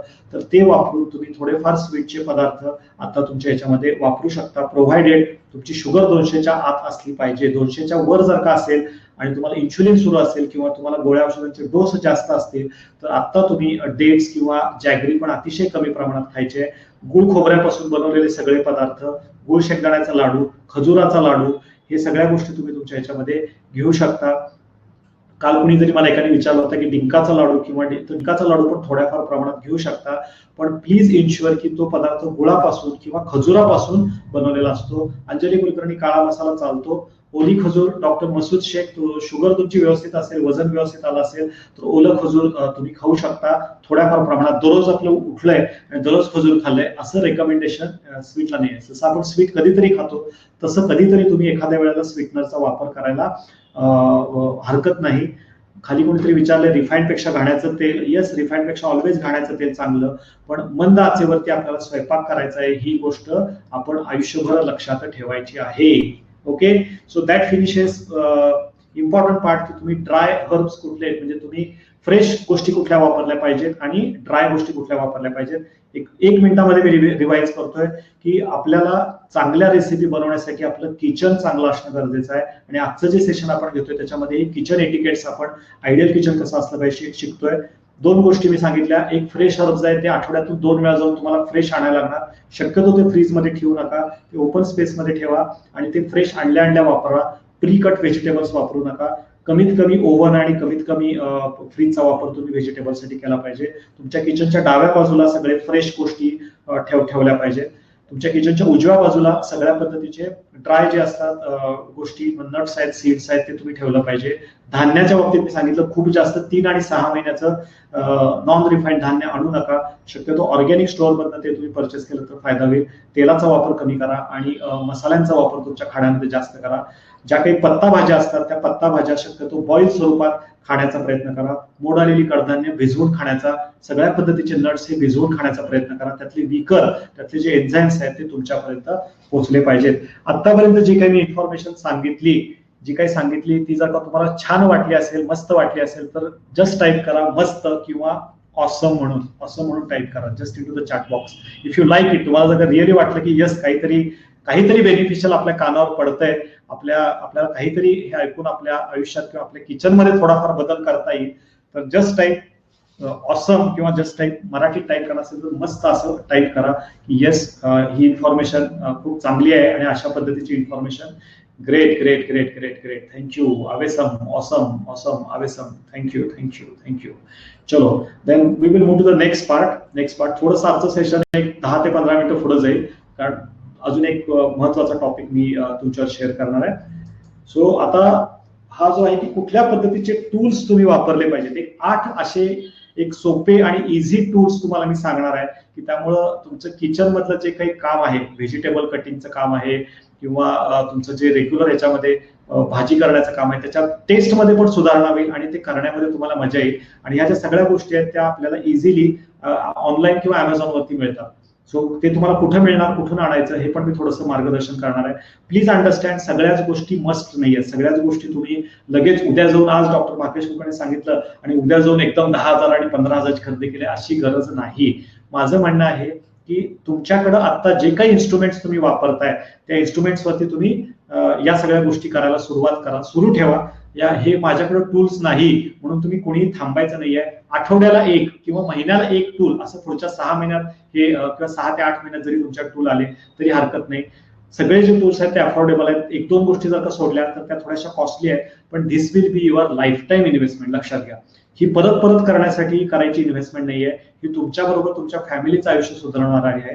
तर तशा पद्धतीची काही आयडियल किचन टूल्स मी तुम्हाला सांगतोय. माझं हे सेशन झाल्यानंतर जेव्हा कधी तुम्हाला वेळ मिळतोय, शक्यतो आजच बघा, उद्यावरती मी तुम्हाला माहिती मी उद्यावरती बिलीव्ह करत नाही. बरेच सारखे आर्ट क्राफ्ट नावाचं, मी आता माझं सेशन सुरू व्हायच्या अगोदर एक 10 मिनिटाचा व्हिडिओ प्ले केला होता, राईट. तर आर्ट क्राफ्ट नावाचं किंवा जस्ट टाईप करायचं गुगलवरती ब्युटिफुल किचन हॅक्स किंवा vegetable and fruits cutting kitchen hacks असं जर का तुम्ही गुगलवरती टाईप केलं तर आर्ट आणि क्राफ्ट्स मध्ये आर्ट क्राफ्ट्स नावाचं एक हे ओपन होतं गुगलवरती. शक्य झालं तर मी ग्रुप्सवरती शेअर करत होते, आपले जे काही ऑनलाईन ग्रुप्स आहेत त्याच्यावरती, आणि ते तुम्ही जे काही हॅक्स आहेत ते बघणं गरजेचं आहे. तर तिथं त्यांनी या सगळ्या पद्धतीचे इन्स्ट्रुमेंट्स वापरलेले आहेत. काही काही अगदी आपल्या घरामध्ये पण आपण बनवू शकतो. थोडासा वेळ काढलात आणि हे केलं तर त्याचा तुम्हाला चांगला फायदा होऊ शकतो. So let's begin. पहिलं टूल सगळ्यात जे महत्वाचं आणि जे आपल्या डीएफएफ साठी अतिशय गरजेचं आहे ते आहे म्हणजे ब्लेंडर. आपण जे घरामध्ये स्मूदी बनवण्यासाठी वापरतो, तर मला माहिती आहे की 90% लोक तुम्ही मिक्सर वापरत असणार आहे.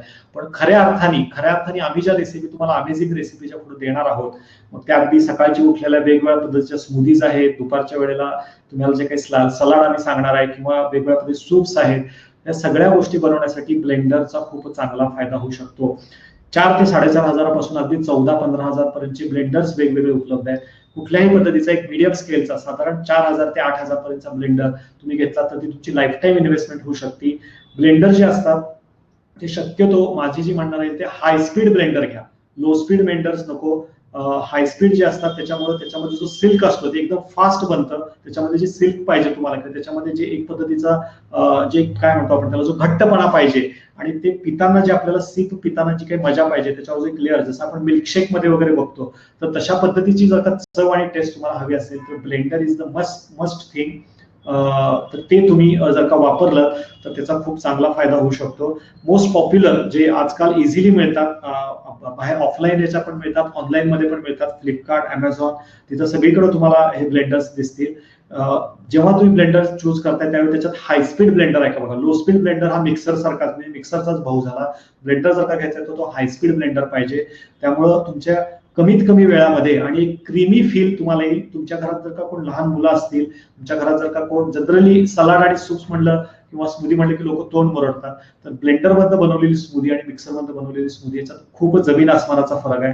तो जो एक क्रीमी जो हे असतो, फील असतो, तो ब्लेंडर मध्ये खूप चांगला येतो. विटामिक्स किंवा ब्लेंटेक या दोन आहेत. विटामिक्सचे तर भरपूर ठिकाणी अवेलेबल आहे.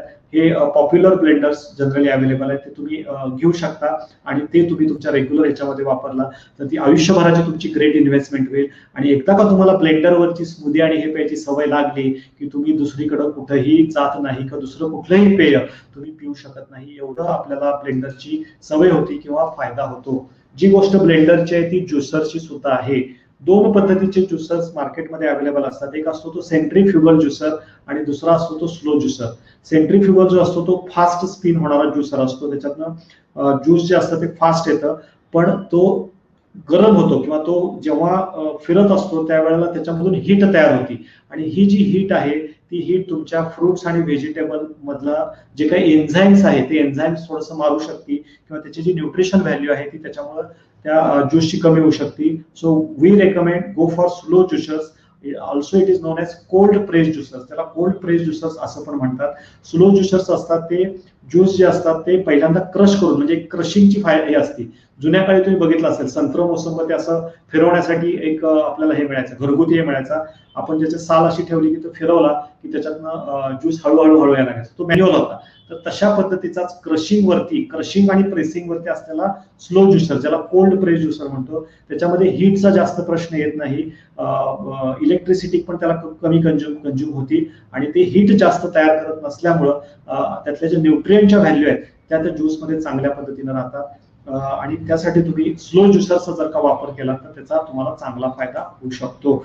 अगेन प्रत्येक ह्याच्यामध्ये आपण स्मूदी जास्त रेकमेंड करतो, ज्यूस शक्यतो आपण जास्त रेकमेंड करत नाही. आपल्या डीएफएफच्या प्रोटोकॉल नुसार ज्यूस पेक्षा तुम्हाला आम्ही जास्त रेकमेंड करतो की फळं जास्त करून कट करून खावा किंवा स्मूदीच्या स्वरूपात खावा. नंतर तुम्ही पूर्ण बरे झाल्यानंतर कधी तुम्हाला ज्यूस करायचा असेल, लहान मुलं बऱ्याच वेळा स्मूदी पीत नाही तर त्यांच्यासाठी तुम्ही ज्यूस ऑप्शन देऊ शकता. त्यांच्यासाठी हे किचन टूल मी तुम्हाला सांगितलं. तुम्ही घरात जर का मॅन्युअल तेवढा पेशन्स असेल तर तुम्ही मॅन्युअली पण ज्यूस काढून हे करू शकता. अदरवाईज दोन्हीसाठी मिक्सर जो आता तुमच्याकडे आहे आणि त्या मिक्सरमध्ये असलेला ज्युसर जो आहे तो तुम्ही वापरला तरी हरकत नाही थोड्या कालावधीसाठी. पण तो जर का स्लो मुव्हिंग असेल तर त्याचा फायदा चांगला होतो. इव्हन घरातला पण मिक्सर वापरताना तो एकदम लो ह्याच्यावरती ठेवा. खूप फास्ट करण्यासाठी तुम्ही 2, 3, 4 वरती तो घेऊन जाऊ नका, कारण त्यामुळे हीट चांगली तयार होते. तुमच्या मिक्सरमध्ये ती स्मूदी चांगली मिक्स होईल, पण ते खूप जास्त वेळा स्पिनिंग झाल्यामुळे त्याच्यात हीट तयार झाल्यामुळे त्याची न्यूट्रिशनची व्हॅल्यू कमी होऊ शकते. सो घरामध्ये मिक्सर वापरताना पण तो 1 किंवा 0 to 1 वरतीच तो फिरवायचा आहे आणि ते हळूहळूच ते ब्लेंड करायचं आहे आणि ते नंतर पिऊन टाकायचं आहे. नंतर आपण पॉट्स कडे येऊ.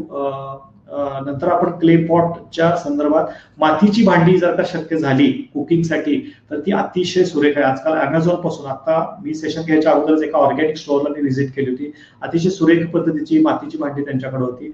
अमेझॉनवरती पण खूप चांगल्या पद्धतीची, त्याला क्ले पॉट्स म्हणतात, क्ले पॉट्स, आणि that is a better cooking than any other metal pot. Clay जे असतं ते पोरस नेचरमध्ये असतं, म्हणजे त्याच्यामधून जे पोरसला आता मला मराठीमध्ये काय म्हणतात मला मी नाही सांगू शकणार. म्हणजे त्याच्यामध्ये बारीक छिद्र असतात, त्याच्यातून बारीक पद्धतीनं एअर ट्रान्समिशन जे असतं ते चांगल्या पद्धतीनं होतं. त्यामुळं ते मॉइश्चर किंवा त्या फूडमध्ये, म्हणजे बऱ्याच वेळा आपण म्हणतो चुलीवरचं जेवण चांगलं लागतं मातीच्या भांड्यात. त्याचं कारण काय, मेटलमध्ये पोर्स नसतात किंवा मेटल्समध्ये छिद्र नसतात, ते सलग असतं. पण मातीच्या भांड्यामध्ये छिद्र असतात, त्यामुळे आत जे काही अन्न आपण शिजवतोय ते व्यवस्थित पद्धतीनं पाणी पकडतं, मॉइश्चर व्यवस्थित पद्धतीनं पकडतं आणि ते सर्व अंगाने त्या फूडला हे होतं. त्यामुळे ते अन्न शिजण्याची जी प्रक्रिया आहे ती पोरस पद्धतीच्या किंवा क्ले पॉटमध्ये खूप चांगल्या पद्धतीनं होती आणि न्यूट्रिशनची जी व्हॅल्यू आहे ती क्ले पॉटमध्ये खूप चांगल्या पद्धतीनं हे केली जाते. सो थोडंसं आपण परत आपल्या ग्रामीण ह्याच्याकडे चाललेलो आहे. मातीच्या भांड्याकडून आपण अॅल्युमिनियमकडे मेटलकडे आलो होतो आणि आता परत आपण थोडंसं मातीच्या भांड्यांकडे चाललेलं आहे. तर तुम्हाला मजा वाटेल, अरे डॉक्टर काय सांगतात आपल्याला हे मातीच्या भांड्यामध्ये हे करा, पण बिलीव्ह मी बेस्ट न्यूट्रिशन व्हॅल्यू त्याच्यामध्ये येते. सचिद्र, येस, थँक्यू विवेक चव्हाण. सचिद्र हे पोरस साठी चांगला वर्ड होऊ शकतो. सचिद्र, त्यात बारीक बारीक छिद्र असतात. सो आणि दुसरं महत्वाचं, हे वेगळं सांगायची गरज नाही, food cooked clay pot even taste better, right. आज पुण्यामध्ये आम्ही बघतो तर पिठलं भाकरी खाण्यासाठी किंवा अगदी चुलीवरची मिसळ काय, चुलीवरचं चिकन काय, चुलीवरची भाकरी काय, सो तिथं लोक 150, 200 रुपये देऊन रांगा लावून चुलीवरचं जेवण करण्यासाठी, म्हणजे जे आपल्या पहिल्यांदा गरीबाचं अन्न, झोपडीमधलं अन्न समजलं जायचं, त्याला कुठेतरी खूप चांगले दिवस येताना दिसत आहेत आणि हे करण्यासाठी लोक आता पैसे मोजताना दिसतात, राईट. सो जर का तुम्ही क्ले पॉट आणून दिले तर दररोजच तुम्हाला घरच्या घरी चुलीवरचं जेवण मिळाल्याचा किंवा एक ग्रामीण पद्धतीचं चांगलं जेवण मिळाल्याचा आनंद तुम्हाला घेता येईल. घरातली मुलं पण ते जेवण आवडीनं खातात. मोस्ट इम्पॉर्टंट, क्ले पॉट जे असतात ते इनएक्सपेन्सिव्ह आहेत. आपल्या लोकल इंडियन मार्केट्समध्ये ते इझिली अवेलेबल आहेत, ऑनलाईनमध्ये अवेलेबल आहेत आणि मोस्ट ऑफ द टाइम हे जे पॉट्स असतात ते आजकाल ग्रामीण भागामध्ये चांगल्या पद्धतीने मिळतात. त्यामुळे एक पद्धतीनं तुम्ही ग्रामीण भागातल्या शेतकऱ्यांची, त्यांच्या फॅमिलीची पण एक पद्धतीचं हेल्प करताय, एक सोसायटीचं एक सोशल काम पण कळत नकळतपणे होत आहे. दुसरी महत्वाची गोष्ट, हे शिजवण्यासाठी जे लागतं त्याला गॅस पण कमी लागतो, तुमचं जे कन्झम्पशन आहे ते चांगल्या पद्धतीनं होतं, धूर पण याच्यामुळे कमी होतो आणि नेचर फ्रेंडली आहे. किती जरी म्हटलं तरी नेचर फ्रेंडली आहे. सो आपल्याला इको फ्रेंडली होण्यासाठी वेगळंच काहीतरी करायला पाहिजे, हे करायची गरज नाही. फक्त आपले पॉट्स आपण चेंज केले तर आपलं अन्न पण चांगलं होऊ शकतं आणि आपण इको फ्रेंडली पण काम करू शकतो. जर का तुम्हाला क्ले पॉट्स अवेलेबल नसतील तर स्टेनलेस स्टीलचे व्हेसल्स शक्यतो तुम्ही वापरा. अॅल्युमिनियम किंवा नॉनस्टिक कुकवेअर शक्यतो वापरू नका.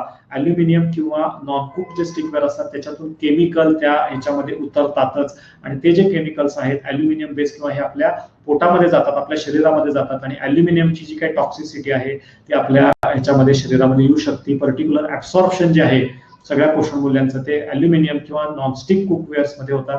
नॉनस्टिक कुकवेअर मध्ये जरी तेल शोषत नसलं तरी त्या ह्याच्यावरचं जे प्लेटिंग असतं त्या प्लेटिंग मधलं जे काही निकेल आहे किंवा जे काही इतर गोष्टी आहेत त्या गोष्टी आपल्या ह्याच्यामध्ये उतरू शकतात. सो विदाऊट निकेल प्लेटिंग तुम्ही गोष्टी वापरणं गरजेचं आहे, कारण निकेल एक पद्धतीचं हेच आहे. सो स्टेनलेस स्टील जे आहे ते तुम्ही वापरू शकता. आयर्न व्हेसल्स ओके आहेत. संदीप देशमुख सर, स्टिविया विषयी विशेष माहिती. स्टिविया हे मधुपर्णी आहे. आता तुम्ही प्रश्न मला दिसला याच्यामध्ये, स्टिविया हे कुठल्याही तुम्हाला ऑर्गॅनिक स्टोअर किंवा ऑनलाईन स्टोअर मध्ये मिळू शकतं.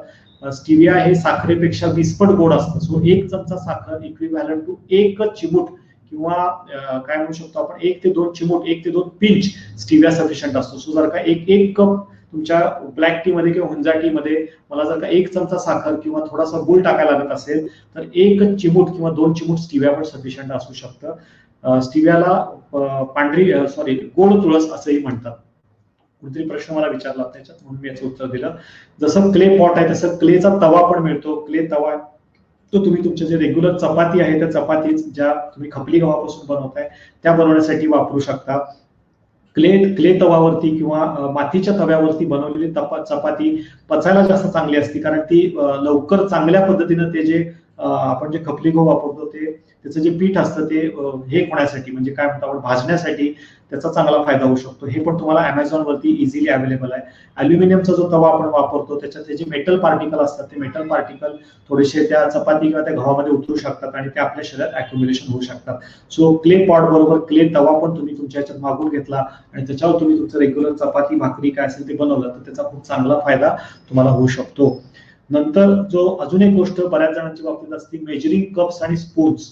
सो तुम्ही अशा पद्धतीचे मेजरिंग कप्स आणि स्पून्स तुम्ही मागवले पाहिजेत की ज्याच्यामध्ये तुम्हाला इन्ग्रेडियंट जे काय गोष्टी सांगतोय जेव्हा मी तुम्हाला 1 कप म्हणतोय 1 स्पून म्हणतोय तर ते पण मी पुढे तुम्हाला थोडंसं सांगणार आहे की ते जर का योग्य प्रमाणात टाकलं तर ज्या काही रेसिपीज आम्ही तुम्हाला शिकवणार सांगणार तर तुम्हाला परफेक्टली ब्लेंड करता येतील आणि त्या चांगल्या पद्धतीने वापरता येतील. 1 डाव म्हणजे किती 1 स्पून म्हणजे किती. सो मेजरिंग कप्स आणि स्पून्स हे पण इझिली अवेलेबल आहे. तुम्ही जस्ट असं अमेझॉन वरती टाकलं मेजरिंग कप्स आणि स्पून्स तर त्याचा तुम्हाला चांगला फायदा होऊ शकतो. लोखंडी तवा चालतोय पण शक्यतो क्लेचा वापरा. लोखंडी नसेल अगदीच नसेल तर स्टेनलेस स्टीलचा तुम्ही वापरणं गरजेचं आहे. लोखंडी तवा पण खूप जास्त जुना नको आहे, त्याच्यावरती लेयर्स निघतात किंवा ज्याच्यावरून हे दिसतंय तो खूप जास्त लोखंडी तवा पण नाही चालणार. नंतर ज्यांना कोणाला घरगुती बदाम दूध किंवा ज्याला आपण नट मिल्क म्हणतो त्याच्यासाठी नट मिल्क पॅक किंवा मुस्लिम क्लॉथ मिळतं. आम्ही बऱ्याच जणांना सांगतो की घरगुती तुम्ही दूध बनवा. घरगुती दुधामध्ये तुम्ही कोकोनटचं दूध बनवू शकता म्हणजे नारळाचं ओल्या नारळाचं खोबरं काढून ते खोबरं खाऊन ते ब्लेंडरमध्ये किंवा ज्युसरमध्ये किंवा मिक्सर मधून काढल्यानंतर आपल्याला ते दूध गाळावं लागतं. राईट. जी गोष्ट कोकोनटची तीच गोष्ट बदामाची. तर त्यासाठी मुस्लिम क्लॉथ किंवा नट मिल्क बॅग नावाचं एक हे तुम्हाला अमेझॉन वरती इझिली अवेलेबल आहे. नट मिल्क बॅग म्हणून तुम्ही टाकलं तर तुम्ही ती नट मिल्क बॅग जी आहे त्याच्यात खूप चांगल्या पद्धतीनं त्याचं जे हे आहे कुठंतरी पांढरं कपडा घ्यायचा किंवा हे करायचा घरातला काहीतरी खराब कपडा वापरायचा तो इफेक्टिव्ह जो यूज आहे तो तुम्हाला त्याच्यात मिळत नाही. तर त्यासाठी मुस्लिम क्लॉथ किंवा नट मिल्क बॅग हे जर का तुम्ही वापरलं एक फॅब्रिकची ती बॅग असती आणि त्याच्यामधून तुमचं जे मिल्क आहे ते चांगल्या पद्धतीनं स्ट्रेन होतं आणि जो काही वरचा राहिलेला जो काही पार्ट आहे तो तुम्ही इतर सलाड्स मध्ये याच्यामध्ये पण तो वापरू शकता. सो त्याच्यामुळे जी कन्सिस्टन्सी आहे तुमच्या कोकोनट आणि आल्मंड मिल्कची ती अतिशय छान तयार होते. त्यात पिक्चर मध्ये दाखवलंय तसं एक चांगला क्रीमी लेअर त्याला मिळतो. चांगल्या पद्धतीनं ते दूध जे निघतं ते हे होतं. थोडंसं आपण नंतर गरम करून त्याच्यामध्ये हळद टाकून दूध हळद पण वापरू शकतो. सूप साठी वापरू शकतो. पुढे जाऊन आम्ही तुम्हाला जो ऍपल केक वगैरे बनवायला सांगणार आहे त्याच्यामध्ये तुम्ही वापरू शकता. त्या दुधाचं थोडंसं विरजण लावून दही पण करू शकता आणि त्या दह्याचं पातळ ताक पण तुम्ही करू शकता. सोलकडीचा हे वापर करू शकता. बदामाचं सूप म्हणून करू शकता. बदामाची गूळ टाकून केलेली वेगळ्या पद्धतीचं जे गूळ आणि मध टाकून केलेलं जे बदामाची खीर असती ती पण अतिशय चांगली लागते. तर ती तुम्ही याच्यामध्ये वापरू शकता. पण हे दूध स्ट्रेन करण्यासाठी नट मिल्क बॅग तुम्ही जर का तुमच्या किचन मध्ये ठेवली तर त्यांना इझिली तुम्ही दूध काढायला त्याचा फायदा होऊ शकतो. हे बऱ्याच जणांना माहित असेल. ज्युलियन व्हेजिटेबल पिलर हे बहुतेक सगळ्या घरामध्ये असतं. फक्त ते चांगल्या क्वालिटीचं आणि त्याला धार चांगली पाहिजे. आणि ज्युलियन पिलर हे एक व्हेजिटेबल पिलर आहे. त्याचे जे एजेस असतात ते व्हेजिटेबल वरचं जे काही लेअर आहे तो काढण्यासाठी त्याचा खूप चांगला फायदा होऊ शकतो. काकडी आहे, कॅरेट आहे, तुमचं गाजर आहे, कुकुंबर, बीट याच्यावरचे जे पिल्स आहेत ते पिल्स योग्य पद्धतीने काढण्यासाठी त्याचा फायदा होतो. तुमचं टाइम बऱ्याच वेळा कमी होतं आणि सुरीनं कापताना जे काही आपल्या हाताला जखम होण्याची किंवा ते व्यवस्थित कापलं जात नाही. बऱ्याच वेळा त्याचा अंश जो आहे तो निघून जातो. ऑलमोस्ट हे सगळ्यांच्या घरामध्ये असतं. ज्यांच्या घरामध्ये नाहीये त्यांनी हे व्हेजिटेबल पिलर जरूर मागवून घ्या आणि हे व्हेजिटेबल पिलर तुमच्या सॅलेडवरचं ड्रेसिंग तयार करण्यासाठी तुम्ही वापरणं गरजेचं आहे. लैला बागवान व्हेगन मिल्क बॉईल करू शकता, पण बॉईल करायच्या अगोदर थोडा वेळ ते फ्रीजमध्ये ठेवा, थोड्या वेळ ते पाश्चराइज करणं गरजेचं असतं. थोडा वेळ 1 तास 2 तास ते फ्रीजमध्ये ठेवायचं, थोडासा त्याला घट्टपणा आला की फ्रीजमधनं बाहेर काढायचं आणि मग ते आपण जसं दूध आणल्यावरती करतो तसं बारीक गॅसवरती थोडासा चमचा हे करून ते थोडंसं गोळवत हे करायचं. आपल्या प्रॉपर दुधाला येते तशी साय त्याला येत नाही आणि थोडीशी अगदी साय येते. आपल्या दुधाला जशी उकळी येते तशी 2 मिनिटं उकळी येते, त्यातनं वाफा यायला लागल्या की ते तुम्ही बंद करायचं, कारण आपण ते बनवताना पाणी टाकलेलं असतं. सो अशी आपल्या दुधाला येते तशा त्यात फॅट नसतं काही, त्यामुळे ते आपल्या दुधाला येते तशी साय येत नाही. मी दुधावरचं जे सेपरेट सेशन घेणार आहे त्यावेळेला तुम्हाला मी दोन्हीही मार्गदर्शन करणार आहे की मिल्कला अल्टरनेटिव्ह कसे वापरायचे, त्याचं दूध कसं बनवायचं, दही कसं बनवायचं. तोपर्यंत तुम्ही करू शकता. आपल्या रेग्युलर दुधासारखं नाही चालत, ते दूध फाटण्याची शक्यता जास्त असते. सो तुम्ही बारीक गॅसवरती ठेवा आणि तुम्ही हळूहळू ते तापवा. त्याला वाफ आली, त्याच्यावरती वाफ यायला लागली, आपल्या पाणी तापवल्यावर कशी वाफ येते तसं की ते बंद करायचं, थोडंसं गार होऊ द्यायचं. मग त्याच्यामध्ये तुम्ही इतर गोष्टी टाकू शकता किंवा तुम्ही तुमच्या रेग्युलर टी कॉफी मध्ये पण ते वापरू शकता ह्याच्यावरती. सो जुलियन व्हेजिटेबल पिलर हा सुद्धा अमेझॉन वरती अवेलेबल आहे. तो तुम्ही तुमच्या रेग्युलर याच्यासाठी वापरला ते चालू शकतो. आणि प्रत्येकाला माझं सगळ्यांना सांगणार आहे, एक स्पायरलायझर तुम्ही सगळ्यांनी मागून घ्या. स्पायरलायझर मुळे तुम्हाला व्हेजिटेबल नूडल्सची खूप चांगली मजा होऊ शकते. सो रादर दॅन मी दररोज सॅलेड खातोय हे असं म्हणण्यापेक्षा आय एम इटिंग स्पायरलाइज नूडल्स, एक अमेझिंग फिलिंग असतं. तुमच्या सॅलेडवरती जेव्हा ते नूडल्सच्या स्वरूपात तुम्ही टाकता त्याची टेस्ट पण खूप छान लागते. आणि हे जे स्पायरलायझर आहे ते तुमच्या व्हेजिटेबल्सला एका विशिष्ट पद्धतीच्या नूडल्स मध्ये कन्व्हर्ट करायला मदत करते. तुमचं गाजर आहे, काकडी आहे किंवा कुठलंही असं जे लांबडं व्हेजिटेबल असतं ते तुम्ही त्याच्यावरती पहिल्यांदा त्याचं पील काढून टाकायचं आणि आपण एखाद्या शार्पनर मध्ये ज्या पद्धतीनं फिरवतो त्या पद्धतीनं ते फिरवलं की एका साईडनं त्यात छान नूडल्स यायला सुरुवात होती आणि ते नूडल्स सॅलेडवरती अतिशय छान लागतात. त्याच्यावर चाट मसाला वगैरे टाकला तर ते एक स्निकी वे आहे, मुलांना पण खूप चांगलं वाटतं. रेग्युलर बाहेरचे कुठले मॅगी किंवा इतर नूडल्स देण्यापेक्षा व्हेजिटेबल्स नूडल्स जर का मुलांना खायला तुम्ही शिकवलेत आणि तुम्ही पण खायला सुरुवात केली तर त्यामुळे तुम्हाला खूप चांगली हेल्थ मिळू शकते आणि एक पद्धतीचं सॅलेडमध्ये एक पद्धतीची व्हरायटी आपल्याला मिळू शकते. स्पायरलायझर ला मराठीत काय म्हणतात मला माहित नाही, कुणीतरी विचारलंय स्पायरलायझरला काय म्हणतात. कोणाला माहित असेल तर स्पायरलायझरला मराठी टाईप करा चॅट बॉक्स मध्ये, so that other people will also understand. Amazon वरती हे टूल पण अवेलेबल आहे. ओके, सो एक टूल राहिलं का बहुतेक मी चेक करतो, नाही पुढे मी सांगणार आहे ते कसा याचा वापर करायचा. ओके, सो धिस फिनिशेस कुठले कुठले टूल्स वापरायचे, 1-2 मिनिटांमध्ये टूल्स कसे वापरायचे त्याचं मी थोडक्यात तुम्हाला सांगतो. जुलियन व्हेजिटेबल पिलर कसा वापरायचा ते या स्लाइड्स मध्ये सांगितलेलं आहे. कुठलेही व्हेजिटेबल घेतल्यानंतर थोडंसं ते अँगल मध्ये पकडणं गरजेचं आहे, थोडंसं ते तिरकं पकडायचं आणि तिरकं पकडून ते करायचं, सो दॅट तुमच्या हाताला त्याच्यामुळे काही डॅमेज होणार नाही. आणि खूप जास्त डीप नाही करायचं. ते गाजरमध्ये दाखवलंय, तुमच्या पिक्चरमध्ये जे गाजर दाखवलंय तर शेवटी त्याच्या ज्या पील्स तयार होतात या पील्स तुम्ही वेगवेगळ्या व्हेजिटेबल्स मध्ये वापरू शकता. या पद्धतीचा पिलर वापरून तुम्ही कुठल्याही व्हेजिटेबल आहेत ते सॅलेडच्या याच्यासाठी किंवा जे काही आपण व्हेजिटेबल रॅप्स बनवतो त्याच्यासाठी तुम्ही वेगळं वापरू शकता. इव्हन नुसतं जरी वरती सॅलेडवरती टाकलं तर ते चांगलं लागतं टेस्टला, खायला पण ती मजा येते. आणि नुसतं गाजर आणि टोमॅटो दररोज कट करून खाण्यापेक्षा गाजर, काकडी, बीट हे जे कंद पद्धतीमध्ये येणारे जे काही व्हेजिटेबल्स आहेत ते पिलरचा वापर केला तर ते चावायला पण चांगला त्याचा परिणाम मिळतो. ज्यांना दाताचा प्रॉब्लेम आहे, ज्यांना कवळी आहे, अशा लोकांना पण तुम्ही ते खवण्या आणि त्याच्यासाठी लागणाऱ्या वेळापेक्षा पिलरनी काढून त्याचे जर का बारीक बारीक बारीक तुम्ही तुकडे बनवले तर ते चांगला त्याचा प्रॉब्लेम होऊ शकतो. चकलीचा साचा पण वापरू शकता, शेखर जमदाडे ते पण वापरू शकता, पण ते खूप जास्त पेनफुल प्रक्रिया आहे, ती प्रत्येकालाच ती जमत नाही. स्पायरलायझरचा मी सांगितलं ज्या पद्धतीनं आपण लहानपणी आपली पेन्सिल शार्पनर मध्ये गिरमिट असायची का पेन्सिल असायची, पेन्सिलला ज्या पद्धतीनं आपण टोक करायचो त्या पद्धतीनं स्पायरलायझरचा वापर तुम्ही करणं गरजेचं आहे. पहिल्यांदा पिलरनी त्याच्यावर हे काढायचं आणि ते जे व्हेजिटेबल आहे पेन्सिल शार्पनरचा वापर केल्या पद्धतीनं ते तुम्ही त्यामध्ये करून जस्ट फिरवायचं आहे. ऑटोमॅटिकली त्याच्यामध्ये नूडल्स तयार व्हायला लागतात. आणि पुढे जाऊन आम्ही तुम्हाला एक स्पॅगेटीची जी इटालियन टाईपची जी रेसिपी आहे किंवा थाई टाईपची जी रेसिपी आम्ही तुम्हाला शिकवणार आहे, सांगणार आहे, ती रेसिपी साठी या स्पायरलायझरचा खूप चांगला वापर होऊ शकतो. आणि व्हेजिटेबल नूडल्स करून त्याचे वेगवेगळ्या पद्धतीचं हे बनवण्यासाठी रेसिपी बनवण्यासाठी पण तुम्हाला याचा फायदा होऊ शकतो.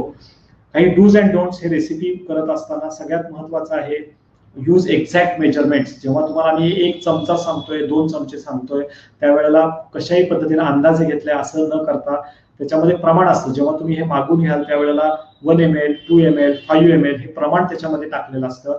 सो तुम्ही जनरली जेव्हा तुम्ही प्रॉपर रेसिपी बनवणार आहे, जसं मी पहिल्यांदाच सांगितलं की डोस हा फार महत्वाची गोष्ट असते. सो तुम्ही कप्स आणि स्पूनचा जर का वापर केला चांगल्या पद्धतीनं जेव्हा आम्ही तुम्हाला रेसिपी देतो, रेसिपीमध्ये जेव्हा आम्ही स्पून फुल म्हणतोय त्यावेळेला आपल्या चमच्यांचा साईज वेगळा असू शकतो. तर तिथं आपण ऍक्च्युअली कॉन्सन्ट्रेशन लिहिलेलं असतं की तुम्ही 5 ml वापरायचं आहे, 1 ग्रॅम वापरायचं आहे, 2 ग्रॅम वापरायचं आहे.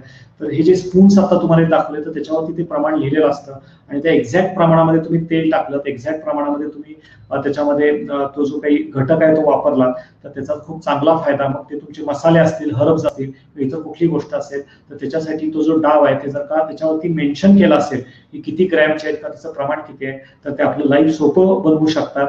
आणि ज्या काही रेसिपी आम्ही तुम्हाला देतो किंवा तुम्ही ज्या काही रेसिपी बघतात त्या चांगल्या टेस्टमध्ये लागू शकतात. अदरवाईज मीठच जास्त पडतंय, तिखटच जास्त पडतंय, मीठ कमी पडलं, हे पडलं तर ती पूर्णची रेसिपी जी तुम्ही प्रयत्नपूर्वक बनवली ती चांगली लागत नाही, ब्लांड लागते किंवा त्याची एवढी मजा येत नाही. आपल्याला वाटतं की असलं काही घासपूस आपण खाऊ शकणार नाही.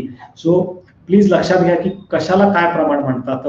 जेव्हा आपण 1/4 कप म्हणतोय, 1/4 कप, 1/4 कप असं जेव्हा आपल्याला सांगितलं जातं कुठलीही गोष्ट घेण्यासाठी, it comes to 4 tablespoon. आपला जो रेग्युलर चमचा असतो तो 4 चमचे इक्विव्हॅलंट टू 1/4 कप. अर्धा कप जेव्हा आपण म्हणतोय त्यावेळेला 8 चमचे असतं. 1 टेबल स्पून म्हणजे 3 teaspoon. 1 tablespoon is equal to 3 teaspoon. ज्यांना कोणाला पाहिजे त्याचा फोटो याचा काढून घेऊ शकता. बऱ्याच जणांचं कन्फ्युजन असतं की आम्ही चहाचा चमचा घ्यायचा का रेग्युलर चमचा घ्यायचा. तर 1 टेबल स्पून जो आपण पहिल्यांदा पोहे, उपीट वगैरे खायला वापरायचो तो 1 चमचा किती याला असतो, 3 चहाच्या चमच्याने एवढा असतो. अर्धा कप जेव्हा आपण एखाद्या म्हणतो त्यामध्ये 8 चमचे ती गोष्ट असती आणि 1/4 कप असतो ते 4 टेबल स्पून. आणि 1 पिंच, जेव्हा 1 पिंच म्हणतो तर 1 ऑफ द 16 म्हणजे टीस्पूनच्या 16 अंश लेस एवढं 1 पिंच असतं. 1 चिमूट, हे काही तुम्हाला फार सांगायची गरज नाही. 1 चिमूट म्हणजे आपल्याला माहिती आहे की अगदी कमी क्वांटिटीमध्ये आपल्याला ते जो इन्ग्रेडियंट असतो तो घ्यायचा असतो. सो पर्टिक्युलरली ज्या काही पावडर्स आहेत त्या पावडर्स तुम्ही सगळ्या पिंच मध्ये घ्यायच्या आहेत.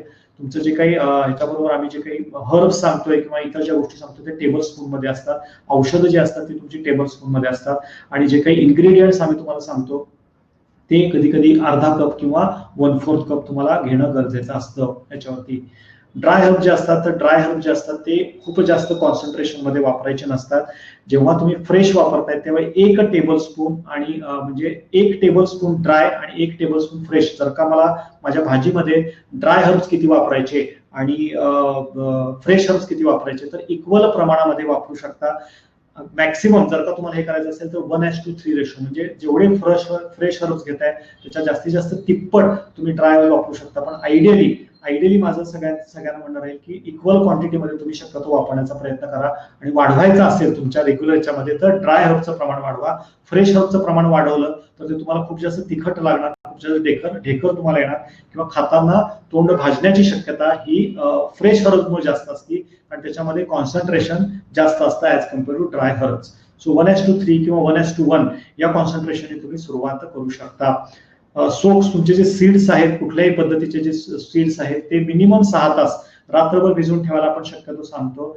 आणि त्याच्यातली विकर ओपन होण्यासाठी मिनिमम 6 तासाचा कालावधी तर देणं गरजेचं असतं. सो पोमेग्रेनेटचे असतील किंवा तुमच्या ह्याचे फ्लॅक्सीड्स असतील किंवा आपल्या लाल भोपळ्याच्या बिया असतील किंवा नट्स म्हणजे आपले रेग्युलर आपण वापरत असलेला आल्मंड असेल, बदाम असेल किंवा इतर कुठले ड्रायफ्रुट्स असतील तर ते मिनिमम 6 तास तरी तुम्ही ओव्हरनाईट भिजवणं गरजेचं आहे. जास्त वेळ ठेवलं तरी चालतंय पण 6 ते 8-9 तास, 12 आणि 24 तास भिजवलं तर त्याच्यातली ती व्हॅल्यू पण कमी होऊ शकते. ओव्हरनाईट रात्रभर भिजवून ठेवले तर तेवढं आपल्यासाठी सफिशियंट आहे. मोर इम्पॉर्टंट आणि सगळ्यात महत्वाचा जो पार्ट आहे, for maximum health value please stick to the recipe exactly. आम्ही ज्या तुम्हाला रेसिपी शेअर करतो, सांगतो किंवा जे काही प्रमाण आम्ही सांगतोय की पहिल्यांदा फ्रुट्स खावा, मग नाश्ता करा, पहिल्यांदा सलाड खावा, मग तुमचं जेवण करा, जेवणामध्ये धान्याचा वापर कमी करा, जेवणामध्ये खूप जास्त तिखट पदार्थ वापरू नका, खूप जास्त प्रमाणामध्ये डाळी किंवा मोड आलेली कडधान्य कच्च्या स्वरूपात खाऊ नका. ह्या ज्या गोष्टी आम्ही तुम्हाला सांगतोय त्या स्ट्रिक्टली फॉलो करणं गरजेचं आहे. तुम्हाला तुमच्या हेल्थ लवकरात लवकर मिळवायची असेल आणि लवकरात लवकर आजारमुक्त व्हायचं असेल. आणि ऑलवेज कीप की ही जी फूड प्रिन्सिपल्स आहेत किंवा ही जी काही टूल्स आहेत ही टूल्स तुम्ही वापरल्याशिवाय तुम्हाला त्याचं महत्व काय ते कळणार नाही. बरेच लोक जस्ट ऐकतात आणि सोडून देतात, आज करूया, उद्या करूया, हे करूया. ऍज आय सजेस्टेड या गोष्टीसाठी थोडंसं तुमच्या घरातल्या गृहिणी बरोबर बसून शांतपणे बसून या गोष्टी ठरवणं गरजेचं आहे. गृहिणीनं मनावर घेणं गरजेचं आहे. आणि मी माझ्या एकट्यासाठी न करता माझ्या फॅमिलीला मला डायबिटीस फ्री ठेवायचं आहे. आजार फ्री ठेवायचा आहे आणि एका फॉरेव्हर फिटनेस कडे मला जायचं आहे, हा दृष्टिकोन ठेवून आयुष्यभराचं तुमचं विजन तुम्ही ठेवलं तर आम्ही जो काही DFFचा डाएट देतोय तो डाएट तुम्हाला फायद्याचा होईल. आणि या सगळ्या गोष्टी आम्ही आमच्या डाएटमध्ये, आमच्या रेसिपीजमध्ये जे काही प्रोटोकॉल आम्ही तुम्हाला सांगतोय त्याच्यामध्ये इन्कॉर्पोरेट करण्याचा प्रयत्न केलेला आहे आणि तो तुमच्यापर्यंत आम्ही पोहोचवणार आहोत. सो ह्या सगळ्या गोष्टी ज्या आहेत ह्या आमच्या 10 वर्षाच्या एक्सपिरियन्सच्या माध्यमातून आलेल्या आहेत. आणि आता मी तुम्हाला जे सगळं सांगतोय ते तुम्हाला एज्युकेट करायला लागलोय.